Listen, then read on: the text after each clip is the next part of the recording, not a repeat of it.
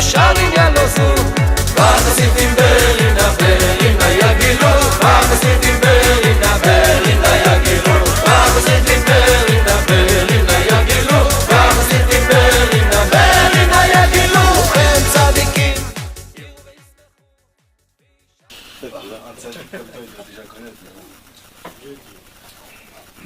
Il y a à peu près 100 ans, presque 100 ans, 90 ans, quelque chose comme ça. Il y avait un très très grand tzaddik. Ce grand tzaddik là, c'était qui? C'était Rabbi Israël. Rabbi Israël de Rodesser, il habitait à Tibériade. Et à Tibériade, avant c'était une ville qui était toute petite. Et tout le monde se connaissait là-bas. Je veux dire, c'était une ville petite, c'est pas comme aujourd'hui, c'est hyper grand et tout ça. Avant c'était des petites maisons, chacun il avait son truc. Et ils se connaissaient tous. Et avant, à l'époque, une des plus grandes choses qu'il ne fallait pas faire, c'était de devenir Breslev. On raconte que quand Rabbi Israël est devenu Breslev, son père, le pauvre, il était aveugle, Rabbi Israël. Il était aveugle. Et on raconte que Rabbi Israël, c'était un homme que vraiment il faisait tout pour faire l'honneur de son père et de sa mère. Il avait la mitzvah de Kibud Avaim, de la folie. Et un jour, les gens ils sont venus au père de Rabbi Israël, ils lui ont dit tu sais ce qui s'est passé? Ils lui ont dit non, quoi, qu'est-ce qui s'est passé? Il dit ton fils est devenu un Breslev. Il a dit c'est impossible. Il a dit oui, ton fils est devenu un Breslev. Il dit ne vous inquiétez pas, moi mon fils je le connais très bien, si je lui dis qu'il saute au feu, il va sauter au feu pour moi. Je vais lui dire de ne pas être Breslev, il ne va pas être Breslev. Alors ils lui ont dit, tu sais Breslev, tu peux tout dire sauf ça. Quand tu deviens Breslev, c'est terminé l'histoire. Ils ont dit on verra. Le soir, Rabbi Israël, il avait 17 ans, c'était encore un jeune, il n'était pas encore marié. Rabbi Israël, il vient, il rentre chez lui à la maison. Son père l'accueille, comment ça va mon fils? Ça va très bien. J'ai entendu que tu es devenu un Breslev. Il a dit oui papa. Il a dit tu sais, tu peux être ce que tu veux. Tu peux être rabat, tu peux être carline, tu peux être gour, tu peux être tout ce que tu veux, mais ne sois pas Breslev. Parce que tout celui qui est Breslev, au moment où il rentre chez Breslev, après il ne ressort plus. Ils commencent à devenir tous des allumés. Ils commencent tout le monde à parler avec Hachem, à crier dehors, à frapper des mains en priant. C'est des gens qui sont un peu spéciaux. Alors je te demande, je t'en supplie, ne sois pas Breslev. En plus de tout ça, c'est que quand tu vas être Breslev, toute la ville va nous en parler. Comment tu vas te marier? Qui voudra de toi? Et vas-y, ainsi de suite, etc., tous les trucs et tout ça. Il lui a dit, Rabbi Israël, papa, tu sais très bien que tout ce que tu me demanderas, je le ferai. Mais ça, c'est une chose que je ne peux pas t'écouter. Et il a écrit que son père, il était cassé, bouleversé. Et sa mère, c'était elle que sur elle reposait tout. La parnassa, la maison, tout ça et tout ça. Elle a essayé de le convaincre encore quelques jours, jusqu'à qu'un jour elle était tellement peinée qu'elle est morte de peine. À cause du fait qu'il est devenu Breslev. Elle est morte de peine. Quand elle est morte de peine, c'est tout de suite, ça s'est entendu dans toute la ville, puisque c'était une petite ville. Alors il y avait le Rav de Rabbi Israël. C'était qui le Rav de Rabbi Israël? C'était Rabbi Israël Cordonneur. Rabbi Israël Cordonneur, c'était pas un tzaddik. C'était un pilier, c'était une bombe atomique. C'était quelque chose de très très spécial. Ils l'ont enterré ici? Ouais. Où ça? À Tibériade. Pas chez Rabbi Shimon? Non, à Tibériade. Ah, non. Rabbi Israël Cordonneur, c'était quelque chose de très très très très spécial. C'est des sortes de tzaddikim qu'on ne voit pas tout le temps. On peut s'asseoir et raconter rien que des histoires sur lui et on va devenir fou de ces histoires, de ce qu'il a fait. C'est pas des tzaddikim comme nous on connaît, du tout. Et Rabbi Israël Cordonneur entend des cris, parce que Rabbi Israël Cordonneur, il était dans la forêt en train de prier avec Hachem. Et il entend, comme dans toute Tibériade, qu'il y a des cris et des cris et des cris. Pourquoi? Parce que la maman de Rabbi Israël est partie de ce monde, de peine qu'elle est devenue Breslev. Alors Rabbi Israël Cordonneur, vite, il appelle Rabbi Israël. Il lui dit, viens Israël Ber, ta maman, elle a un problème. Et ils sont repartis à Tibériade, ils ont vu, et tous, ils ont commencé à jeter des pierres sur eux. Regarde ce que vous avez fait, ils ont craché, ils jetaient des pommes de terre, des œufs sur eux. Et Rabbi Israël Cordonneur, il est rentré dans la pièce, il a regardé la femme, la mère de Rabbi Israël, Et 2-3 minutes après, elle s'est relevée. Et là, la maman de Rabbi Israël a tout de suite compris que ça venait de lui. Elle a dit, je me tais maintenant. Il fait ce qu'il veut, mon fils. Ce qu'il veut. Et comme ça, c'était plus facile pour lui, mais quand même, toute la ville... Et tous les gens ont vu que c'est lui qui est... Non, ils n'ont pas vu. C'est qu'elle qu'elle a compris que ça venait de lui. Elle a tout de suite compris que ça venait de lui.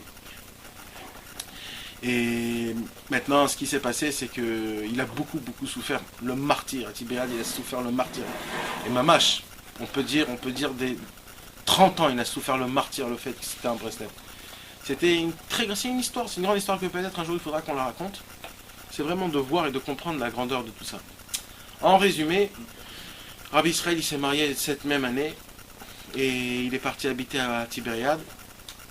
Et le pauvre, c'était le seul Breslev dans toute la ville. C'était hyper dur de vivre comme ça. Imaginez-vous quelqu'un, il a une idée, il a quelque chose, il est tout seul, il n'a pas d'amis, il n'a rien. Il est tout seul.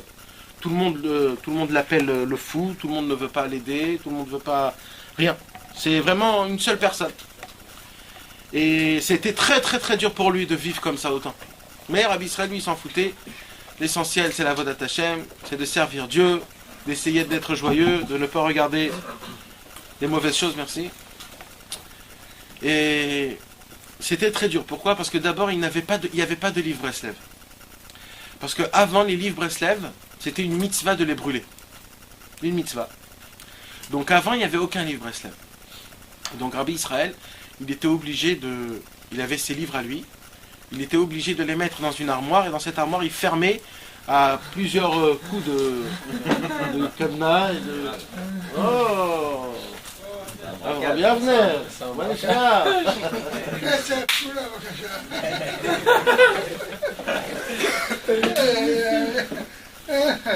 שלום ונתן. מה נשמע? ברוך השם, מה שלומך? ברוך השם, הכל טוב? מה נשמע? סבבה? נתן. או, אבנר. נתן.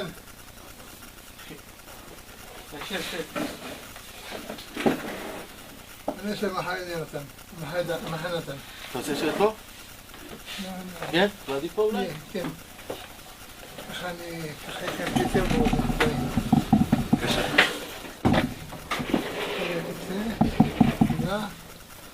צריכה להמשיך, למה הפסקת? אל תפסיק. לא, בסדר. בגלל מטומטם כמובן. חס ושלום. Alors donc il range tout ça dans son armoire. Il était obligé de fermer l'armoire à coups de cadenas pour pas que il y a des autres qui viennent et qui puissent brûler les livres ou va savoir quoi faire. Et donc Rabbi Israël, il avait une pièce à lui juste à côté de la tombe de Rabbi Meir Balanès. Jusqu'aujourd'hui, elle est cette pièce-là. C'était une pièce où là-bas il étudiait matin, midi, soir et même la nuit. Il était tout le temps là-bas.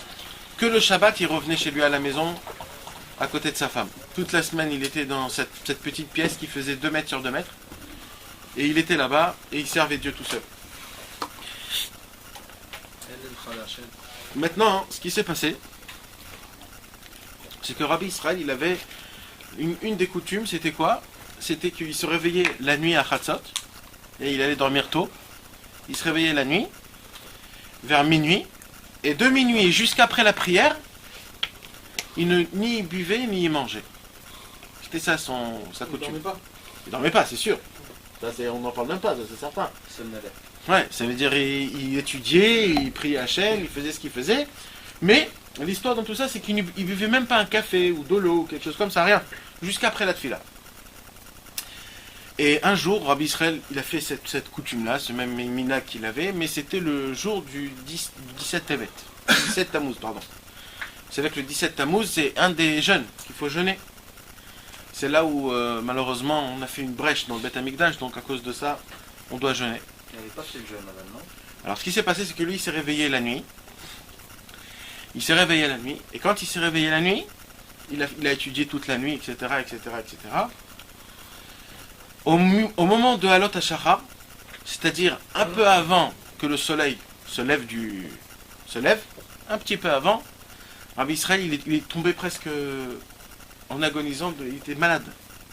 Il avait un mal de tête qui était énorme, il a tout de suite compris qu'il est obligé de manger quelque chose. Et il a mangé quelque chose. après qu'il a mangé quelque chose, il a dit qu'est-ce... Mais... Alors il a dit que quand il a mangé quelque chose, d'un coup il s'est aperçu que aujourd'hui c'est le 17 Tammuz. Et il était cassé. Il était complètement cassé. Après qu'il a fait sa prière le matin, il est parti pendant 5 jours dans des montagnes là-bas, en pleurant et en criant à Hachem. Il était presque mort. Il était assis comme ça dans un... Parce que c'était le jeûne le plus important. Non, il a oublié de jeûner. Il était malade, il a pas oublié. Il était remords. il était pas bien. Il a dit, je comprends pas. Il a dit, je fais des choses. D'abord, vous avez dit oublié, parce que c'est écrit dans le livre qu'il n'a pas oublié, qu'il dit qu'il a fauté, etc. Genre. Il dit vraiment que lui, pour lui, c'était un grand fait d'avoir mangé. Ouais. Donc, Non, mais il pas était malade. oublié. Non, il était malade. Je veux dire, c'était... Vraiment, il sentait qu'il était obligé de manger, quoi. Ouais. Mais comme lui, il avait l'habitude de ne pas manger toute la nuit, donc ça a rapporté encore plus. Ça veut dire, pour lui, c'était encore... Il se dit quoi? Je fais des choses que normalement les gens ne font pas, et je tombe dans quelque chose qui est... Donc vraiment, ça l'a cassé pendant 5 jours et 5 nuits. Il était dans un endroit, vous savez, comme des gens qui sont complètement explosés, et il bougeait pas. Et les gens, ceux qui étaient tous contre Rabbi Israël, toute la ville de Tibériade, ils ont dit, regardez comment on a raison. Tous les Breslev au début, ils sautent, ils dansent, et à la fin, ils deviennent tous fous comme lui. Voilà. Et Rabbi Israël, quand il a entendu ça, ça l'a cassé encore plus. Il dit, quoi maintenant, à cause de moi, ils vont parler contre le nom de Rabbi Nachman. Alors là, il était encore plus cassé. Et il demandait à Kadosh Baruch Hu, je t'en supplie, sauve-moi, sauve-moi, sauve-moi, aide-moi, je peux pas rester comme ça, je peux pas. Aide-moi, sauve-moi. Il pleurait, il criait, jusqu'à que d'un coup, il entend une voix dans sa tête qui lui dit, va dans ta chambre, ouvre ton armoire, ouvre un livre, et là-bas tu trouveras l'apaisement de ton âme.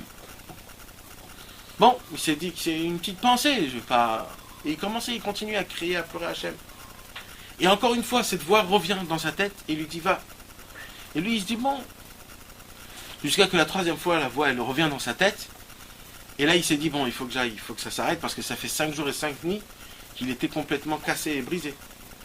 Il est redescendu de la montagne, il est rentré dans sa chambre, il a ouvert les cadenas de son armoire, et il ouvre un livre. C'était le Likuta Halachot, et il lit là-bas des paroles de Rabbi Nachman, et vraiment, ça l'encourage. Mais quand il a refermé le livre, tout est revenu. Le malheur, les misères, les problèmes et tout ça. Mais quand il a fermé le livre, il a vu un petit papier qui sortait comme un marque-page. Alors il se rappelait, il s'est dit, j'ai jamais mis de marque-page comme ça. Alors il relouvre le Likuta Halachot, là où il y avait le papier, et là il découvre un papier. C'est le Pétek. C'est une lettre que Rabbi Nachman de Breslev a envoyée à Rabbi Israël. Dans cette lettre-là, il y a écrit, tu veux nous lire, Michael? Tu veux nous lire ce qu'il y a écrit en français? Mais vas-y, moi je sais pas en français comment ça se dit. Il m'a été très difficile de descendre vers toi, mon disciple précieux, pour te dire que j'ai apprécié grandement ton service divin. Et c'est sur toi que j'avais dit, mon feu flambera jusqu'à l'arrivée du Mashiach. Sois courageux et fort dans ton service divin. Nanach Nachman Mehuman. Pour cela, je vais te révéler un secret, et le voici. Plein à déborder d'un ré à l'autre. Un ré, ouais. Un ré, bon, c'est d'un trait à l'autre. Du renforcement du service divin, tu le comprendras. Et le signe, le 17 Tammuz, ils diront que tu ne jeûnes pas. Après, c'est quoi? Il y a écrit ligne 13 à lire. Pet Sadik, Yudke. Ouais. Nom de l'ange. Préposé aux sonneries du chauffard de Rosh Hashanah. Voilà. Et au moment où Rabbi Israël il a vu la dernière lettre, la dernière ligne, là où il y a écrit que le signe sera que tu n'as pas jeûné le 17 Tammuz, il s'est dit ça a été écrit que pour moi. Parce que personne au monde sait que je n'ai pas jeûné. Personne. Maintenant, qu'est-ce qu'il a pu le mettre? Puisque mon armoire, elle était fermée avec cadenas. Parce que si c'était ouvert, il brûlait les livres. Donc il n'y avait que lui qui pouvait rentrer. Donc il n'y avait personne qui pouvait mettre un papier comme ça. Mais comment elle est venue du ciel? Ouais, elle est venue du ciel. C'est ça qui est bon. Ouais. Mais si vous voulez encore plus beau que ça, dans le Chayei Moharan, dans le livre du Chayei Moharan, dans une des Tafkouf Tzadik Aleph. Tafkouf Tzadik Aleph, c'est Tafkouf, c'est 400, 500, c'est 591. Sur le Tzadik, le livre Tzadik, 591, vous pouvez aller voir que là-bas il y a écrit comme ça, que Rabbi Nachman, il avait l'habitude, Erev Rosh Hashanah, d'écrire des petits papiers à tous ses élèves. Et il y avait des élèves qui recevaient des papiers, il y avait des élèves qui ne recevaient pas des papiers. Il y avait des élèves que Rabbeinu, il écrivait leurs papiers, mais il ne leur donnait pas maintenant, il leur donnait plus tard. Et là-bas, Rabbi Nathan, il raconte que un des papiers, Rabbeinu, il avait écrit un papier et qu'il avait retourné, il avait caché. Rabbi Nathan, il voulait voir c'était quoi ce papier-là. Et on ne pouvait pas comprendre c'était quoi ce papier. Et après, quand il a retourné, Rabbeinu, il a vu, Rabbi Nathan, il a vu que dans ce papier-là, il parlait d'un jeûne qu'il ne fallait pas jeûner. Comme c'est écrit, le 17 Tammuz, tu ne jeûneras pas. Et si vous prenez 591, c'est la numérologie de Na'anach, Nachman, Nachman, Meuman. 591. Ouais, et c'est la partie 591 du livre Tzadik. Et qu'est-ce qu'il veut dire par là, tu ne jeûneras pas? Il n'a pas jeûné, mais quoi? Non, c'est un signe. C'est un signe. Non, c'est un signe. Ce pétec-là, il devra revenir pour la personne qui n'a pas jeûné. En fait, c'est pour Le lui dire, 17 Tammuz. C'est pour lui dire, t'inquiète pas, c'était prévu, même si t'as chuté. Vous savez que t'allais.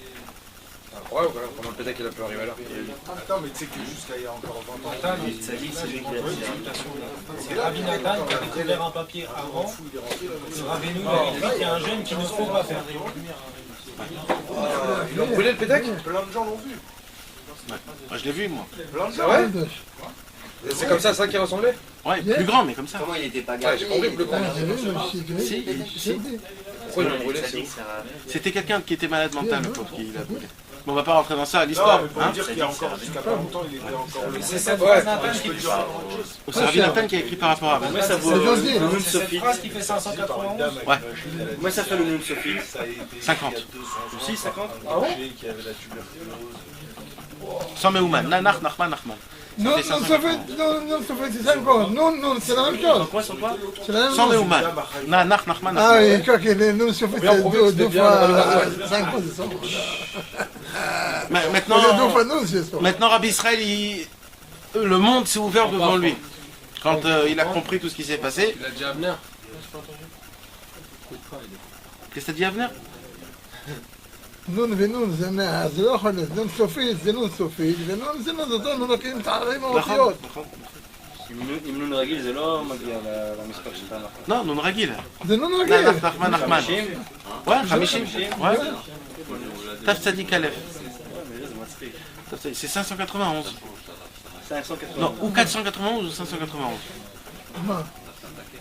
Mais moi, ce que je veux vous dire à ce sujet-là, c'est qu'en vérité, le Pétek, Rabbi Israël, il a dit que ce Pétek, il a été écrit en fait, pas que pour moi. Ce Pétek, il a été écrit pour tout le peuple juif. Quand Rabbi Nachman, il dit dans la première ligne, Meodaya Kaché, il arrête Telecha, ça m'a été très dur, difficile de descendre vers toi. Il dit Rabbi Nachman, il dit Rabbi Israël, regarde ce qui s'est passé. Moi, j'ai eu une descente, j'ai eu une chute, j'ai fait un petit péché. Et Rabbeinu, de sa grandeur là où il était, il est descendu jusqu'à vers moi. Il a dit, ça m'a été très difficile de descendre vers toi, il dit. Ça veut dire en vérité que Rabbi Nachman, il descend dans toutes les chutes de chacun de nous tous, pour venir pour nous soutenir. C'est ça que ça veut nous dire. Et c'est ça que Rabbi Israël, ça sort. 480. Voilà. Et c'est ça que ça veut dire en fait. Descendre avec toi dans la chute. Non, ça veut dire il descend là où tu es, il te comprend, il vient te prendre pour te remettre en haut là où il faut. Et pour lui, c'est dur de faire ça? Eh ben, tu sais, tu t'imagines, c'est quoi de descendre? Quelqu'un quand il descend dans les égouts, déjà il se sent pas bien. Rabbi Nachman il est dans la spiritualité la plus grande, il est dans une sphère qui n'existe pas. Et là, qu'est-ce qu'il doit faire? Il doit descendre dans notre tavot, il doit descendre dans l'endroit là où on est. C'est de la folie, on peut même pas comprendre, c'est impossible, c'est impossible à comprendre. chaque שנה. Donc en vérité, c'est ça la beauté, c'est ça que ça la... אבל העדה שלו זה כפולה, חברים. Ouais. Mais Baruch Shamar, c'est pas la même histoire. Ouais, Baor Shamar aussi. Baor Shamar, ça a été aussi un pétek qui est descendu du ciel. נתן, שיורד רבינו עכשיו כל שנה, ראש שנה. שיורד בעולם הזה. הוא הולך לקחת פלטיים, לא? נכון. כל ירידה זה בשביל עלייה. כן, לא, הכוונה שהוא עולה, בפעם נגיד במקומה 110, עכשיו במקומה 120, 111, לא יודע, יכול להיות. כן, אני לא יודע. du matin, tu dis עכשיו עולים מעל, לא? כמו שיודע אצל מבחן ככה, העלייה זה גבוהה, לא? אז זה לא יכול להישאר באותו דרגה, באותו מדרגה. אז הוא עדיין עוד כמה מדרגות מעל. אז כל שנה מצפיא אותו עולה, עוד ועוד ועוד, אין סוף לה, אין סוף. Il a envoyé. يعني كم شو مش كيف نوصف تعب עוד זה ככה עושה? כן, כן, כן, כן, בטח. אין הדבר סוף, אם לא זה לא נקרא עלייה, אם לא זה נקרא רגיל. בשביל שזה עלייה הוא צריך לעלות עוד. בוודאי, כן. ושזה עלייה הוא צריך לעלות עוד. בשביל לעלות, הכוונה. אז בגלל זה עכשיו, בשביל מה ועל מה, היה עוד אנשים אלוהי לו. À l'époque de la Gemara, il y avait des grands Talmidei Chachamim qui, quand ils étaient en train de s'occuper pour écrire la prière de tout le monde, alors il y avait beaucoup de marloquettes, qu'est-ce qu'il faut faire entrer, qu'est-ce qu'il faut pas faire entrer, qu'est-ce qu'il faut dire, qu'est-ce qu'il faut pas dire. Alors ils ont commencé à parler, il y avait des gens qui ont commencé à faire tout ce qu'il fallait faire, jusqu'à que ils se sont dit qu'il faut qu'on pose la question à Kadosh Baruch Hu et qu'on voit aussi ce que lui il en pense. Et quand ils ont fait ça, il y a eu une lettre qui est descendue du ciel. Et dans cette lettre, il y avait écrit tout le Baruch She'amar Vaya Olam Baruch Hu. Et depuis, on le dit. Pareil, c'est exactement pareil avec Nishmat Kol Chai. Nishmat Kol Chai, qu'on le dit dans la Shabbat, ça aussi, ça a été une lettre qui était descendue du ciel. Et c'est ça aussi qu'on dit. C'est pour ça qu'il y a des gens, il y a des rabbanim qui parlent sur YouTube, sur je ne sais pas où, au sujet qui parlent un peu contre le Pétek en disant qu'on n'a jamais vu ça dans le monde. C'est faux. On s'est écrit des centaines de fois. Et des centaines de fois, Rabbi Shimon Bar Yochai, il a écrit mes fourrages plusieurs fois dans le Zohar. Il y a eu un Pétek qui est descendu en bas, il avait écrit des secrets. Et voici, c'est ça les secrets. Donc, on voit que c'était un Emtsaï, un moyen qu'on voit chez les tzadikim que ça se passait tout le temps. Donc, on a un petit peu compris c'est quoi le Pétek. Maintenant, le Pétek, il est rempli de secrets. Je vous ai dit, si on va commencer à parler, c'est infiniment. Et il faut savoir que Rabbi Israël, ça lui a pris 72 ans pour comprendre tout ce Pétek-là. 72 ans. Il n'a pas dévoilé tout de suite. 72 ans, il a gardé en secret. Et après, il a dévoilé, à l'âge de 100 ans, à peu près. À l'âge de 100 ans, il a dévoilé et tout le monde a changé au moment où il a dévoilé. Ce que tu m'as posé la question, ça veut dire quoi que le monde il doit remplir d'un trait à un autre? On parle de livre de Rabbi Nachman de Breslev. Rabbi Israël, il a dit, j'ai compris que ce secret, c'est quoi en fait? C'est que maintenant, le travail aujourd'hui qu'il faut faire, c'est de prendre des livres de Rabbi Nachman de Breslev et de les mettre d'un trait à un autre trait dans le monde entier. Il faut qu'il y ait dans chaque maison un livre de Rabbi Nachman, dans chaque magasin, dans chaque bureau, dans chaque endroit, pour que quand il y a une âme juive qui voudrait un jour se réveiller, voudrait un jour faire quelque chose, qu'ils ont au moins les livres pour recevoir leur dose. Parce qu'il n'y a que ça qui peut leur... Donc c'est ça en fait le secret, c'est qu'il faut remplir. C'est ça qu'il a fait Rabbi Israël la première chose. À l'âge de 100 ans, il a commencé à travailler pour construire une fondation, pour impresser les livres et pour diffuser les livres. Et il a eu le mérite de le faire, Baruch Hashem. Et il est parti de ce monde en laissant beaucoup d'argent et beaucoup de livres et beaucoup de gens que jusqu'aujourd'hui, leur travail à eux c'est quoi? C'est de diffuser, d'imprimer et d'impresser tous les livres de Rabbi Nachman de Breslev à prix comptant, sans que personne n'en reçoive rien du tout. Rien que pour accomplir ce qu'il a écrit dans le Pétek, Rabbi Nachman il lui a dit. Et une deuxième chose qui est très importante, c'est quoi? C'est Rabbi Nachman lui dit, c'est sur toi que j'ai dit mon feu brûlera jusqu'à la fin du Mashiach. Ça veut dire que malheureusement, comme dans chaque endroit, même chez Breslev, ça a commencé un petit peu à se refroidir. Les gens ils sont devenus un peu normaux, ils ont pris tout à la routine, c'est devenu un peu calme, c'est devenu un peu mort-vivant. Et Rabbeinu il vient, il dit non, c'est sur toi Rabbi Israël, c'est ton chemin, toi, c'est ce que tu vas dévoiler, c'est ça que moi je pense. Et c'est pas tout ce que les autres, en fait tous les ignanes de Rabbi Israël c'était quoi? C'était de ramener la joie, la simcha, de ne pas avoir honte, de dire qu'on est des Breslev et qu'on s'en fout de tout, qu'il faut diffuser. C'était ça l'histoire. Et de ne pas avoir peur et d'étudier le plus qu'on peut des livres de Rabbi Nachman. Parce que plus tu étudies les livres de Rabbi Nachman, plus ça t'enflamme, plus tu te sens tout neuf, plus tu te sens vivant, tu te sens quelque chose de comme il faut. Et c'était ça en fait ce qu'il a crié tout le temps Rabbi Israël jusqu'à la fin de sa vie. Donc ça c'est un tout petit résumé qu'on a fait sur le Pétek. Et maintenant on va revenir dans notre cours habituel, Pirkei Avot. Pirkei Avot. On va étudier ce soir la Mishnah 16. La Mishnah 16. Je peux te couper Nathan? Vas-y. Et on peut faire un petit mot sur Toubishvat juste. Tu sens Toubishvat. Ouais, si Dieu veut, c'est demain. Demain soir. Et au moins savoir qu'est-ce qu'on s'apprête à faire, pourquoi on fait fait, tu crois tout ça. Ouais. On va parler un peu de Toubishvat. Non, ça te dérange, ça te dérange. Pas du tout. C'est en rapport avec la semence, non? Non, ça veut dire c'est que demain, pour moi, c'est juste manger les fruits, quoi. C'est pas, ça s'arrête là. J'imagine qu'il y a autre chose derrière. Même moi, je croyais ça, j'ai posé la question. Et il m'a dit que c'est par rapport à la semence, en fait. Pourquoi c'est incroyable? C'est incroyable, je dis. Non, c'est vrai. La appétit que ça fouille, je fais.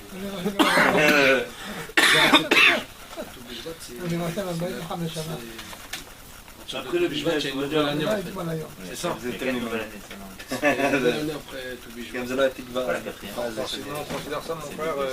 C'est-à-dire que si tu prends un fruit du même Toubishvat, Tishri, et Rosh Chodesh Elul. C'est l'année dernière, l'année d'avant. C'est Rosh Hashanah les Maaser. Tu cueilles du même arbre. Après de Toubishvat, c'est un fruit de... C'est un Maaser qui faisait avant sur les vaches.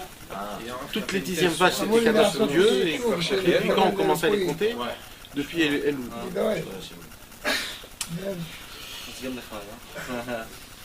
Toubishvat. Bezrat Hashem, demain soir. Non, c'est demain soir. Demain soir. D'abord, avant Toubishvat, il y a ce soir plusieurs choses qui sont importantes. Ce soir, c'est la Iloula de Rabbi Yitzhak Abu Chatzira, le fils de Rabbi Yaakov. Quand il est né, Rabbi Yitzhak Abu Chatzira, Rabbi Yaakov, son papa, il a dit, cet enfant-là, il a une petite étincelle du Harizal. Tellement il est grand. C'est pour cela que je vais l'appeler comme le Harizal, Yitzhak. C'est pour ça qu'il l'appelait Rabbi Yitzhak Abu Chatzira. Rabbi Yitzhak Abu Chatzira, il était comme Rabbi Chaïta Eblomet. Il buvait de l'arak des litres et des litres par jour. Sa neshama, elle était tellement grande qu'elle ne pouvait pas se contenir dans son corps. Alors il fallait que son corps s'évapore en buvant, et comme ça sa neshama pouvait se tenir. Et on raconte qu'un jour il y avait des Arabes qui sont venus rigoler sur Rabbi Yitzhak Abu Chatzira. Comme quoi cet homme-là c'est quelqu'un qui boit, et c'est un, comment on dit, c'est un alcooliste et tout ça. Alors Rabbi Yitzhak il a dit, je vais vous faire montrer, si vraiment Dieu il veut vraiment que je boive, alors je vais vous faire montrer vraiment. Qu'est-ce qu'il a fait? Il y avait un très grand manque d'arak. Alors Rabbi Yitzhak Abu Chatzira, il a pris son doigt, il a fait un trou dans le mur. Il a dit, maintenant Hachem, si tu veux vraiment que je boive, fais sortir du mur de l'arak. Et d'un coup, il est sorti de l'arak du mur. Et ils ont tous bu de cet arak d'un mur. Et ils buvaient. Toute cette soirée, ils ont bu de l'arak. Hein? C'était ça. C'était un très très grand sadique. Et alors que d'abord, Bezrat Hashem, qu'on puisse avoir vraiment que sa lumière repose sur nous, et qu'on puisse être des grandes sadikim. Amen, amen. J'ai eu ma réponse entre parenthèses. Hein? J'ai eu ma réponse à la première question. Ça c'est une chose. מסביב הפעם אחת על חוות הצדיקים בעשור הקודם. תסביר להם. היו יושבים ביחד בצוותא כל הצדיקים, חכם מנשה והסנדלר, כל הקבוצה, וולטו, כולם. וישב שם צייר, רבי יהודה פיתילון. לא יודע, שם אז היה, החלבן היה עוד צעיר בשנים. הוא עדיין לא היה בקבוצה. כן, היה קטן כזה, ככה היה משם אותם, האבא שלהם, רבי עזר כהן. אז אמרו למישהו, לך תביא יין מהחלבני וזה. אז הוא שולחים את רבי חיים הכהן, הוא הולך להביא יין מהזו. אמר לו, תשמע, אנחנו... לא, אני באתי לשלם לך על בקבוק שקנינו פה יש לך בקבוק אחד פה ריק במדף, אז הם מסתכלים במדף באמת, הם בקבוק ריק.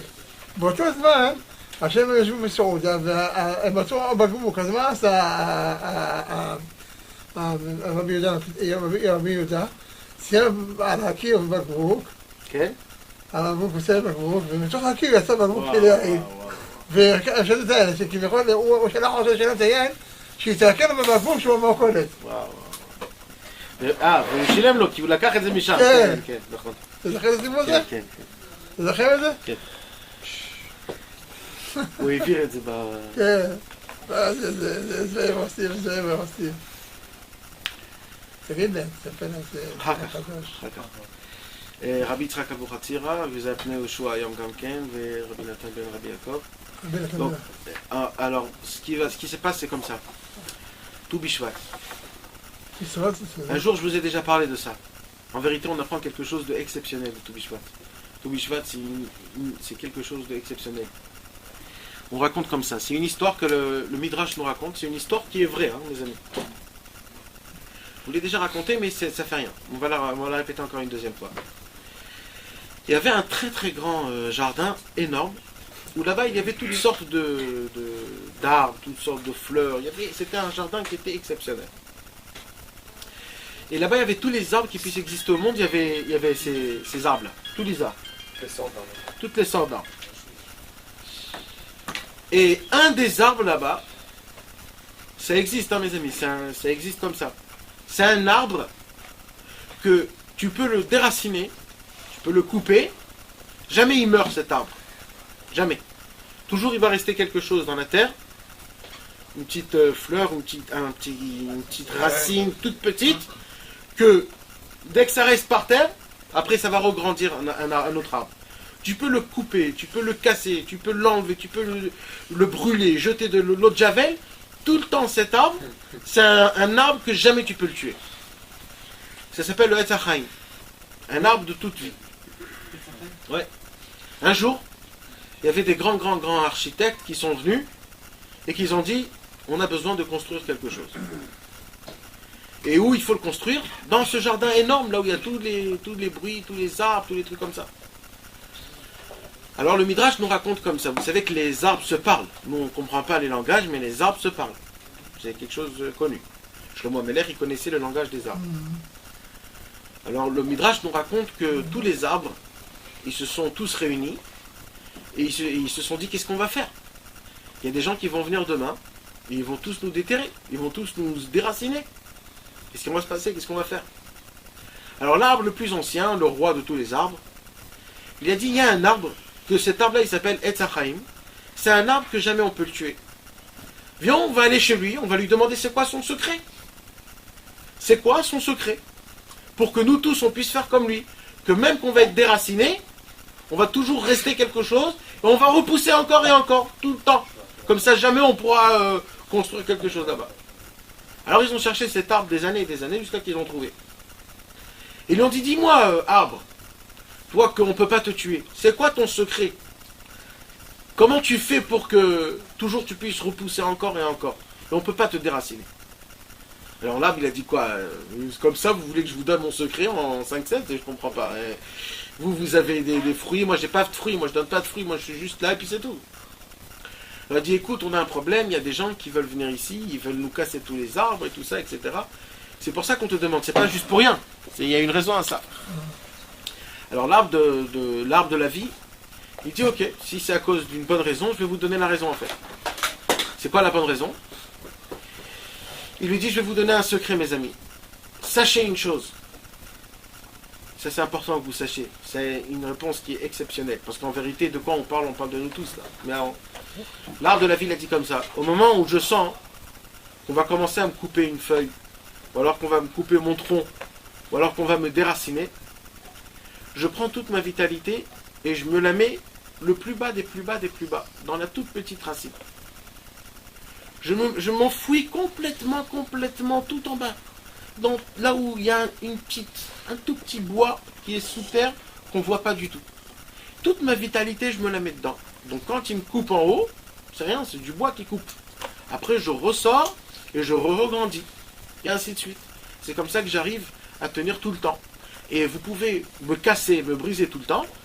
comme moi, quand je sens qu'on va commencer à me casser, je me remets dans toutes mes racines. C'est pour ça que les racines, on ne peut pas me déraciner, parce que les racines, ça s'éparpille tellement jusqu'à que des fois on ne fait même pas attention c'est quoi une racine. C'est pour cela que j'arrive à vivre. Mais en vérité, c'est juste ça. Si vous allez faire ça, vous allez voir que vous pourriez tous vivre tout le temps. Il a dit si c'est ça, alors on va tous faire ça. Et ils ont commencé à se travailler, ils ont commencé à faire ce travail-là, parce que c'est très dur de prendre toute la vitalité et de se la mettre dans une racine. Donc c'est comme on dit un exemple, quand quelqu'un il reçoit plein de coups. Vous savez, on raconte qu'il y avait des très grandes sadikim. Malheureusement, quand ils sont partis en Sibérie, il y a longtemps, il y a soit 50 ans, 60 ans, ils ont été exilés en Sibérie. Ils étaient dans un froid qui était à moins 40, moins 50, et ils devaient travailler matin, midi et soir sans manger, sans rien. Et c'était de la folie. Ils recevaient des coups, ils recevaient des problèmes et tout ça.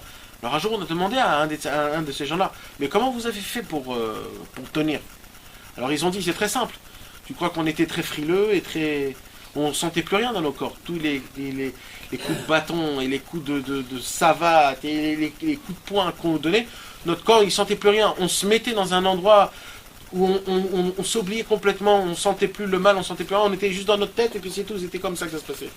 Exactement pareil. Ils sont venus les architectes, ils sont venus pour déraciner tout. Et ils sont venus pour déraciner tout. Et qu'est-ce qu'ils ont fait tous les arbres? Ils ont essayé de descendre le plus bas, des plus bas, des plus bas dans leurs racines. Ils se sont cachés dans leurs racines, toute leur vitalité. Et quand ils ont coupé tout, le lendemain ils sont revenus et ils revoyaient des arbres qu'ils ont complètement poussés toute la journée. Pourquoi? Parce que quand ils se sont mis dans leurs racines, après ils ont tout remonté. Le Midrash nous apprend quelque chose de très fort. Il nous dit, vous savez, cette histoire-là, en fait, ça part du peuple juif. Le peuple juif, c'est nous les arbres. Il y a écrit qu'il y a Adam et Tzassadeh. Un homme, il ressemble à quoi? À un arbre. Un arbre des champs. Un arbre des champs. On ressemble tous à des arbres de champs. Tous. Et on ressemble vraiment comme un arbre. Un arbre, c'est quoi? Il pousse, il grandit, il a besoin un peu de soleil, il a besoin d'eau, il a besoin de hamtzan, d'air, C'est la vitalité, c'est comme un homme exactement. D'ailleurs, c'est la raison pour laquelle on n'a pas le droit de couper un arbre comme ça. Mais sans arbre, tu vis pas, t'as pas d'oxygène. Exact, et ainsi de suite. Il y a plus d'oxygène dans la mer, dans l'océan. Ah ouais? Non. On est obligé de l'oxygène des arbres. Oui, mais il y a plus d'oxygène sur la terre des océans que des arbres. Ouais, mais c'est pas d'oxygène bon pour l'homme. Ah bon? Parce que l'oxygène que les arbres dégagent, c'est un oxygène qu'on a besoin non plus que... Oui, d'un point de vue déjà de physiologique. Physiologique, ouais. Et moi, ce que je veux dire, c'est le secret le plus grand, c'est quand des fois il se passe des grands problèmes. Parce que imaginez-vous un arbre. Vous savez qu'il y a le Harizal nous dévoile que des fois on descend en réincarnation dans des arbres, dans des pierres, dans du sable. Ouais. Et il dit, le Harizal, imaginez-vous, vous êtes un grain de sable. Toute la journée devant le soleil. Tu crames, tu te fais piétiner. Tu es tout le temps à côté de l'eau salée, sec. Horrible, c'est horrible, il n'y a pas plus pire que ça. Ben, imaginez-vous un homme, c'est un arbre. Nous, en vérité, il se passe beaucoup de choses. Il y a des tempêtes, il y a du froid, il y a de la chaleur, il y a des coups. Des fois, on nous casse des racines, on nous casse des branches. Ça nous fait très mal. C'est quoi tout ça, en fait? C'est la vie d'un homme. C'est des choses qui se passent dans notre vie. Ça nous casse, ça nous brise. On ne sait pas comment être mieux, on ne sait pas comment se renouveler, on ne sait pas comment se redonner de la force, se redonner de la vitalité. Alors, c'est ce qui se passe. Tous les arbres se sont dit, bon, il faudra mettre un terme à tous ces problèmes-là. Qu'est-ce qu'il faut qu'on fasse pour qu'on puisse vivre tout le temps? Ça veut dire qu'on puisse toujours se remonter le moral. Qu'on puisse tout le temps essayer à se rendre toujours bien et joyeux. Essayer de... Qu'est-ce qu'il leur a répondu, cet arbre? Descendez dans la racine. C'est quoi notre racine, mes amis? C'est Akadosh Baruch Hu. Akadosh Baruch Hu, c'est notre racine. Au moment où on arrive à se raciner, c'est-à-dire d'essayer de faire rentrer notre vitalité dans nos racines, chez Akadosh Baruch Hu, parce que d'où vient notre âme? Notre âme, c'est une étincelle de Dieu. C'est ça notre âme. Donc quand on arrive à se raciner, on arrive à se rappeler d'Akadosh Baruch Hu, on plonge dans les racines les plus en bas. On plonge dans les racines. Et quand on plonge dans les racines, on peut te couper tout ce que tu as envie. On peut te faire tout ce que tu veux dans ta vie. Mais ta vitalité n'est pas là. Ça veut dire, tu ne dépends pas de ce monde-ci. Des fois, ça te fait un peu mal, mais la plus grande force, c'est que le lendemain matin, quand tu t'es raciné vers Dieu, Tu repousses, tu deviens un arbre. Comme c'était hier, exactement. Grâce à quoi tout ça? C'est parce que la racine, on ne peut pas la couper. Elle est dans la terre. La racine, c'est dans la terre. C'est invisible, tu ne peux pas le voir. C'est ça la beauté des choses. Quand un juif, il se remet toujours vers Dieu, cet homme-là, il devient comme un Dieu. Dieu, tu ne peux pas le tuer, tu ne peux rien faire avec lui. Donc quand un homme, il se met toujours vers Dieu, c'est un homme il a une force qui est exceptionnelle, c'est infini. Il devient l'infini. C'est comme ça que les tzadikim faisaient des miracles, mes amis. Comment les tzadikim faisaient des miracles? Les tzadikim, ils essayaient de devenir rien, jusqu'à qu'ils n'avaient plus rien de ce monde-ci. Presque ils ne sentaient plus leur corps, rien du tout. Ils devenaient comme Dieu. Et là, ils faisaient tous comme Dieu, tout ce qu'ils voulaient. C'est comme ça qu'ils faisaient tous des miracles. Maintenant, il faut savoir une chose, mes amis, et ça, c'est vraiment, vraiment important. Il y a 4 saisons dans l'année. Il y a l'automne, l'hiver, le printemps et l'été. Excusez-moi, je ne connais pas très bien en français comment ça se passe. Il y a l'hiver. L'hiver, c'est quoi? C'est quand tout est mort. D'accord? Tu sors dehors, il n'y a pas de fleurs, il n'y a rien qui est vert, il y a juste des squelettes d'arbres. Ok? Il y a juste des squelettes d'arbres. Tu peux mettre un peu de... Non. Après l'hiver, qu'est-ce qu'il y a? Le printemps. C'est quoi le printemps? Le printemps, c'est là où ça commence un petit peu à flirtifier, à bourgeonner. Merci. Un petit peu, on voit un tout petit peu de... Après le printemps, il y a quoi? Il y a l'été. L'été, c'est quoi? C'est la beauté. C'est le soleil. Tout le monde sort dehors. On va tous voir la vue. Tout est vert, tout est beau, toutes les fleurs, ils sortent et tout ça. Et après l'été, il y a quoi? L'automne, c'est quoi? Ça commence à tout descendre. Ils commencent à tous à perdre leurs feuilles, ils commencent tous à devenir tous vieux, et tout ça, etc., etc. Vous savez à quoi ça ressemble tout ça, mes amis? Ça ressemble à quoi tout ça? Vous savez, nous, comment ça se fait? Mais je vous pose la question, nous on a trop l'habitude de ça. C'est pour ça que nous on ne se pose pas des questions. Comme la pluie. Pour nous, la pluie, c'est hyper normal que de l'eau descende du ciel. C'est hyper normal. Mais s'il y a des dollars qui vont tomber du ciel, on va devenir tous fous. Mais pour moi, que ça tombe un dollar ou que ça tombe de la pluie, c'est pareil. En vérité, non? Non. Pourquoi non? On peut demander la vérité. Ben c'est ça le problème. Mais non, la vérité de la vraie vérité. Que l'eau descend du ciel. Mais attends. Aujourd'hui, il y a des scientifiques pourris qui vont t'expliquer que c'est l'atmosphère. D'accord, mais non, mais il faut savoir la vérité, il faut être vrai, il faut voir les choses, comment ça se fait. Aujourd'hui, Israël, il change le climat. Ça veut dire quoi, il change le climat Israël? Ça veut dire qu'on envoie des... Je sais pas ce qu'on envoie dans le ciel, on envoie des... Mais pas du tout, mais tu rêves là. Ah non, je vous assure. Mais non. Ça n'existe pas, mon frère. D'abord, ça existe en Chine. En Chine, non. Ils ont fait neiger en Chine. Mais non. Il faut savoir que tout, c'est à Kadosh Baruch Hu. Tu changes l'atmosphère. Arrête. Tout ça, c'est des bêtises. Ils te font faire croire. C'est pas écrit ça dans la Torah qu'à la fin des temps, il y a des peuples qui vont changer justement les saisons. Non, il y a écrit que les temps vont se changer, comme ça il y a écrit. Mais il n'y a pas écrit que c'est les hommes qui vont le faire. Il y a écrit que l'automne, il va être l'hiver, l'hiver, il va être l'automne. Mais ça ne veut pas dire ça. Vous avez combien de temps vous êtes en Israël? Ça fait 20 ans. 20 ans. Sur les 10 ans à venir, vous ne pouvez pas que ça a changé. Tout a changé, mais c'est pas l'homme qui l'a changé. Mais c'est pas l'homme. Ouais. Je dis que ça change, mais c'est pas l'homme qui l'a fait faire changer. Le réchauffement climatique, enfin. En France, non, dans le monde entier, le climat il change partout. Il y a pas mal de pays qui nous accusent nous. Comment? Il y a pas mal de pays qui nous accusent nous d'avoir changé le climat. Les États-Unis le font, la Russie le fait, et la Chine le fait officiellement. Israël pas officiellement. L'homme échané, venez, on essaye. Regarde, jusqu'à aujourd'hui, ils n'arrêtaient pas de dire que la Terre, elle se réchauffe. Et cette année, ça a été un refroidissement total. Donc, on voit qu'ils savent rien du tout de ce qu'ils racontent, ça fait des années. Et tout ce qu'ils vont raconter, il va se passer exactement l'inverse la prochaine fois, pour leur faire montrer qu'ils ont rien. Ben c'est comme ça, mais c'est comme ça. Rabbi Nachman, il a fait une sira de ça. Comme quoi, la météo. Comme, il a rigolé, il a dit, les gens, ils disent la météo, mais c'est des fous, mais comment les gens, ils peuvent voir des trucs comme ça? Mais où? Jusqu'à où vous allez les voir? Jusqu'à où? Et si demain, ils vont te dire que tu vas changer de couleur aussi, tu vas commencer à y croire.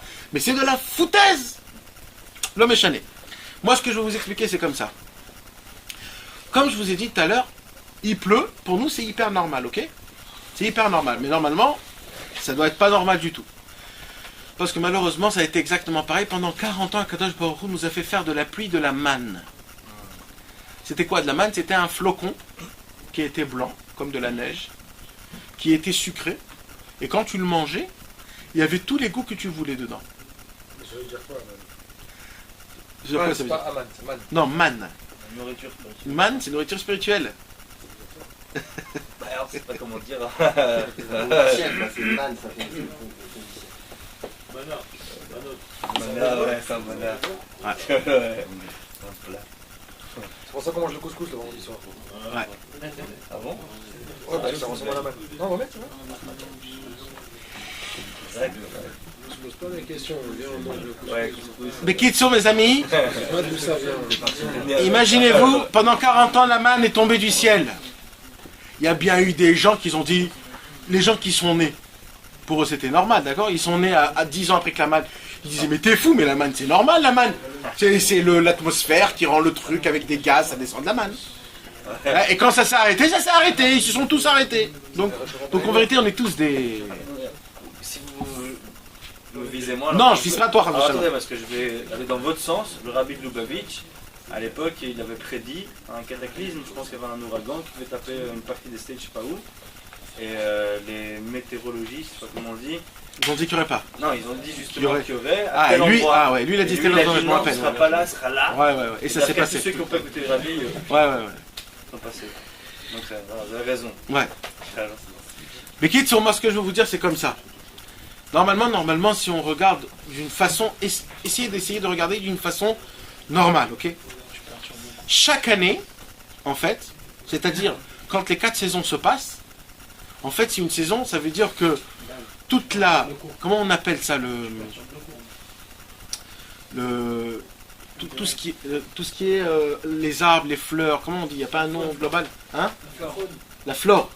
Toute la flore, en fait, elle meurt chaque année. D'accord? Ouais. Elle meurt chaque année. Et chaque année, elle revit. C'est pas un S, ça? Mais elle meurt.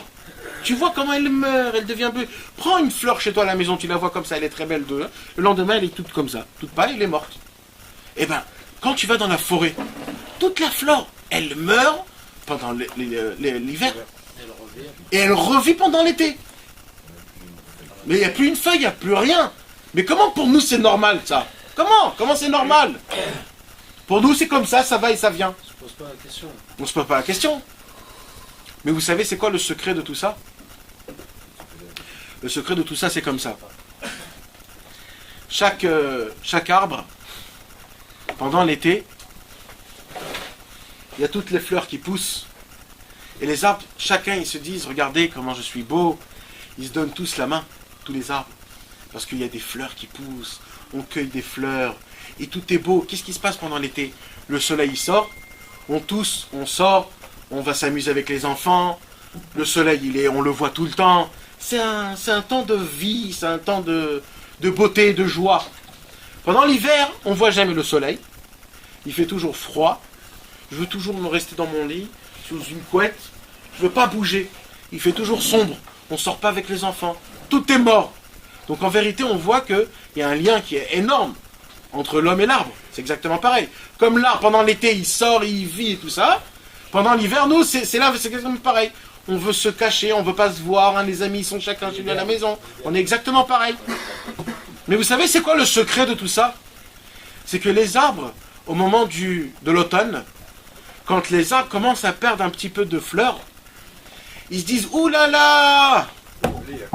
Je commence à vieillir, mes dents ils tombent, mes habits ne me vont plus, je deviens très vieux, je commence à m'éteindre. » Et là les arbres deviennent en panique. Ils deviennent en panique. Et ils ne savent plus quoi faire. Alors les arbres se disent, qu'est-ce qu'on va faire? On est en train de mourir nous tous. Et petit à petit, tout le monde il descend, jusqu'à arriver à l'hiver, ils sont tous morts. Maintenant, ils ne sont pas tous morts. Comme je vous ai raconté l'histoire d'avant, ils gardent une petite force, une vitalité, dans la racine, dans le tronc. Ils essayent d'avoir une force. Mais vous savez, pour eux, dans leur tête, eux, ils ne savent pas qu'il y aura encore un nouvel été. Pour eux, c'est maintenant que ça vit. Alors ils se disent, on est mort, on est mort, on est mort. Qu'est-ce qu'on va faire? Qu'est-ce qu'on va faire? Est-ce qu'il y a un espoir? Il y a un espoir. C'est sûr qu'il doit avoir un espoir. Viens, on garde l'espoir. Viens, on garde l'espoir. Et comme ça, tout l'hiver, les arbres, ils gardent au fond d'eux un petit espoir qu'un beau jour, ça va venir, ça va éclater.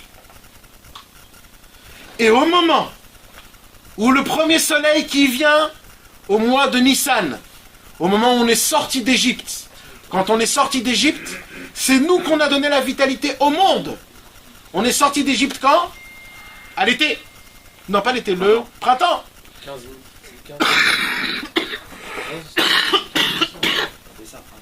Qu'est-ce qu'on fait au printemps, le premier du mois Nissan? On fait Birkat Ilanot. On va prendre les livres et on va dire aux arbres combien vous êtes beaux. Maintenant, ils sont horribles. Ils viennent à peine de, comment vous avez dit, bourgeonner. Ça veut dire que ça commence un tout petit peu. Mais nous, en fait, c'est pourquoi on fait ça. Parce qu'on vient, on dit aux arbres, on vous donne de l'espoir, grandissez. On a espoir en vous, vous pouvez être les plus beaux, vous pouvez grandir. Et c'est là où l'été, il vient et vas-y, ça explose. Mais sachez une chose, mes amis, que ne croyez pas que c'est tous les arbres que pendant l'été, ils auront la vie. Vous savez que tous les arbres qui meurent, c'est les arbres qui ont perdu espoir pour l'année prochaine. Tous les arbres qui ont gardé espoir, ils vont revivre à l'été. Les arbres qui meurent, qui ne passent pas l'été, c'est les arbres qui ont dit, on est foutus.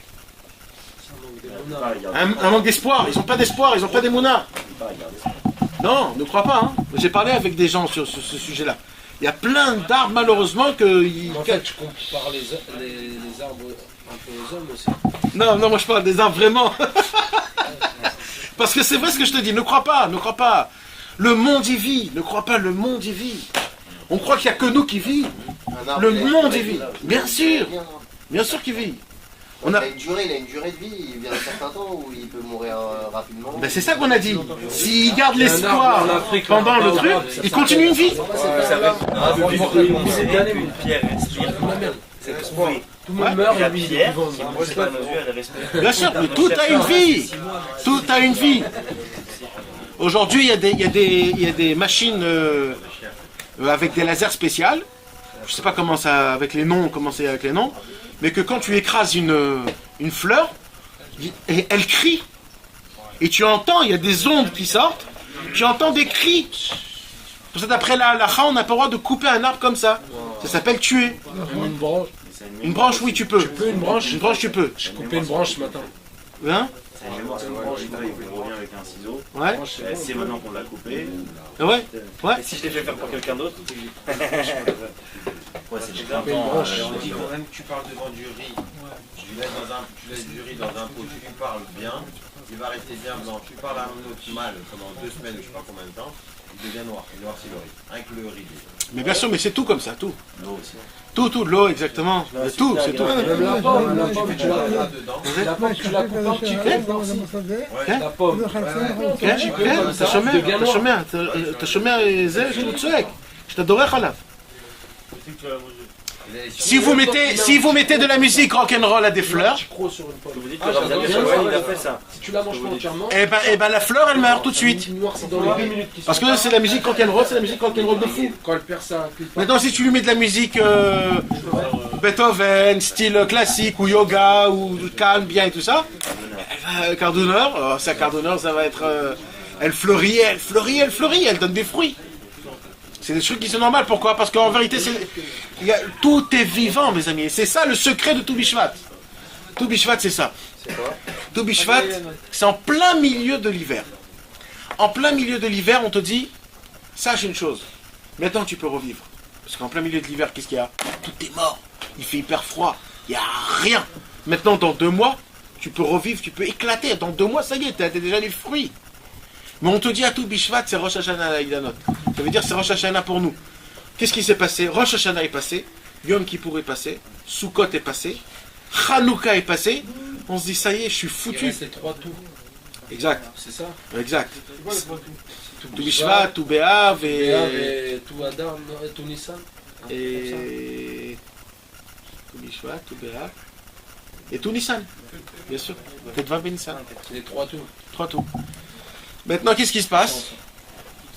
il se passe que comme maintenant la première majorité de l'année, que je devais la commencer comme il faut, Rosh Hashanah c'est un jour qu'on fait tchouva, Yom Kippour c'est un jour qu'on fait tchouva, Sukkot c'est un jour aussi qu'on fait tchouva, Hanouka on dit c'est la dernière, c'est la fin, c'est là où il y a la Khatima et tout ça, et on se dit purée ces trois-là je les ai complètement explosés. Akadosh Baruch Hu il vient et il dit non, maintenant que t'es mort, t'es vraiment mort, il n'y a plus rien, t'as tout cassé, t'as tout déglargué, t'as ton argent, t'as tout, il te reste tout Bishvat, en plein milieu que tout le monde est mort. Sache une chose, si tu tiens le compte que le désespoir n'existe pas, t'as encore de l'espoir vraiment. Et là, tu pourras vraiment revivre et renaître. Et tu vas voir que tu vas renaître tout de suite cette année. Mais si tu perds l'espoir maintenant, t'es mort. L'arbre, il va mourir. Et c'est ce qui se passe. Tout arbre qui ne revécut pas, c'est un arbre qui s'est dit, regarde, j'ai perdu toutes mes fleurs, j'ai plus de force, je perds l'espoir. Et bien cet arbre-là, il meurt. Béhémet, il meurt. Un jour, j'ai déjà dit dans un endroit spécial, vous savez mes amis, Rabbi Nachman il dit, vous savez comment un homme il meurt dans ce monde? Comment un homme il meurt? Ça dit quoi? Un homme, comment c'est-à-dire? Il doit, hein? Le cœur il s'arrête, mais à part, ouais, mais il doit se passer quelque chose qui fait le physique ou la neshama, c'est pas. Il y a un moment où il se dit, ça y est, je combat. C'est foutu. Tu perds l'espoir. Mais il y en a plein qui, avant de mourir, ils ont dit ça. Non, mais ils ont encore un peu de cran à leur vie. Ils veulent combattre, ils combattent. Mais à un moment où tu dis, allez, j'en ai marre. Dès que tu dis ça, ça y est. Comment ça se fait alors? C'est vrai, Quoi, frère? Non, un enfant, je veux dire un enfant. Un enfant, c'est un enfant, c'est pas ça. On compte pas les enfants. Les enfants, c'est une les autre mecs qui histoire. sont atteints de cancer et pareil, il y a un moment, ils en ont marre et c'est vrai, ils se laissent aller, c'est fini. Quand ils perdent plus l'espoir, quand ils perdent espoir, ils se disent c'est fini, ça y est, ils partent direct. Le cerveau n'est pas aussi développé qu'à l'âge adulte. Non, mais les enfants, c'est une autre histoire dans tous les cas de la Torah. Malheureusement.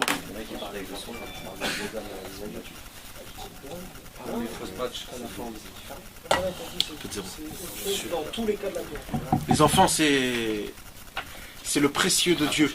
C'est quelque chose qu'on ne sait pas, malheureusement, on ne sait pas. Et que Dieu nous en préserve, c'est spécial. Mais en tout cas, pour nous, les hommes, normalement, imaginez-vous, c'est quoi tellement le yéhouch, le désespoir? Comment c'est horrible quand un homme, il se dit, je suis foutu, ou alors je sais pas, j'en peux plus, j'en ai marre, j'ai plus la force. Imaginez-vous, on peut se tuer, mes amis. J'ai lu cette semaine quelque chose qui m'a vraiment fait bouleverser. Le Hari Akadosh, il nous dit comme ça. Et ça, c'est vraiment... Il nous dit que quand un homme, il perd l'espoir, vous savez ce qui se passe? Au moment où il perd l'espoir, on lui enlève son âme et on lui donne une âme nulle. On lui fait changer sa neshama. On lui donne une neshama d'un clochard. C'est pour ça que des fois, quand un homme, on perd l'espoir, on dirait qu'on a changé, on n'a plus la force des choses qu'on faisait avant, on n'a plus les envies qu'on voulait faire avant. Tout est parti, qu'est-ce qui s'est passé? C'est parce qu'on nous a enlevé cette neshama. Dieu il dit, je t'ai donné une neshama superbe, mais t'es pas raoui, comment on dit, t'es pas apte à avoir une neshama comme je t'ai donné, donc je vais te donner une nulle. Si tu n'arrives pas à l'apprécier, ta neshama à moi, je vais te la changer. Et il dit le Harizal, qu'est-ce qu'il faut faire pour ramener notre neshama? Il faut crier de toutes nos forces. Et de dire, je ne perds jamais l'espoir. J'ai toujours espoir envers toi, Kadosh Baruch Hu, toute ma vie, tout le temps. Là, Kadosh Baruch Hu dit, si c'est ça, ok. Et on reçoit notre neshama. Mais ça se passe ça que pendant Shabbat. C'est la neshama qu'on va recevoir à Shabbat qui va nous rendre. Donc imaginez-vous, c'est-à-dire il y a une possibilité qu'on se tue. On se tue. Un homme, il s'est, comment on dit, il s'est suicidé. Comment? En perdant l'espoir. En disant, ouais, mais c'est pas, ça parle pas pour moi, ça. Ou alors ça, c'est pour les tzadikim avant. Tout ce qui nous parle là, c'est plus actuel aujourd'hui. Un homme qui dit comme ça, il perd son espoir complètement. Un homme comme ça, le pauvre. Pourquoi? Parce qu'il dit que toutes les paroles, ils sont pas pour nous. Ça me touche un peu ce que vous dites. En fait, je suis un peu gêné de dire ça comme ça, mais j'ai perdu un ami à moi il y a très peu de temps, un de mes meilleurs amis d'enfance, un Belge, et on n'est pas très religieux en Belgique, on n'a pas fait Kaddish. Est-ce qu'on peut dédier ce cours éventuellement? Bien sûr, comment il s'appelle? Gary Ben Rosa. Ilui Nishmat Gary Ben Rosa. Que Dieu prend son âme et qu'il le met dans le chemin de tous les tzadikim dans le ciel, et que Rabbi Nachman de Breslev vienne s'occuper de lui. Et donc, l'histoire en fait de tout ça, c'est quoi? Tout Bishvat vient nous apprendre qu'en plein milieu de la Cheida, en plein milieu de tout, pas bien, du balagan, du noir, du... Tou Bishvat, c'est, on fait une fête, on mange des fruits, pour faire montrer qu'est-ce qui se passe quand on mange des fruits à Tou Bishvat? On dit aux arbres, on sent ce que tu sens. On mange des fruits nouveaux. Non, Tou Bishvat, il faut manger des fruits d'arbres. C'est tout. C'est tout. Ils nous disent des fruits nouveaux. Maintenant, comme c'est une fête d'arbres, on veut faire plus. Donc c'est important d'avoir un seul fruit nouveau pour faire la bracha de chez Echian. Pourquoi on parle d'un verre de vin Maintenant, encore quelque chose d'autre, c'est bien de manger les 7 fruits d'Israël. Les 7 fruits d'Israël, on inclut le vin. On inclut la bière. La bière, c'est de l'orge. Non, ça c'est des bêtises, ça. C'est quoi un fruit nouveau? L'essentiel c'est de faire un Shechianou. J'ai pas mangé depuis quand? Ouais. Un an. Bien sûr qu'il y a. Des figues. Il y a des figues. Alors, je sais pas, en tout cas, il y a bien. Achète un fruit bizarre, un fruit chinois, un fruit de la passion. Il y a un fruit comme ça, rouge, comme ça. Amar Adonai mi Bashan, Ashiv Mitzulotia. Demandez, c'est le cours 17. Il y a des fruits, C'est le cours. Non.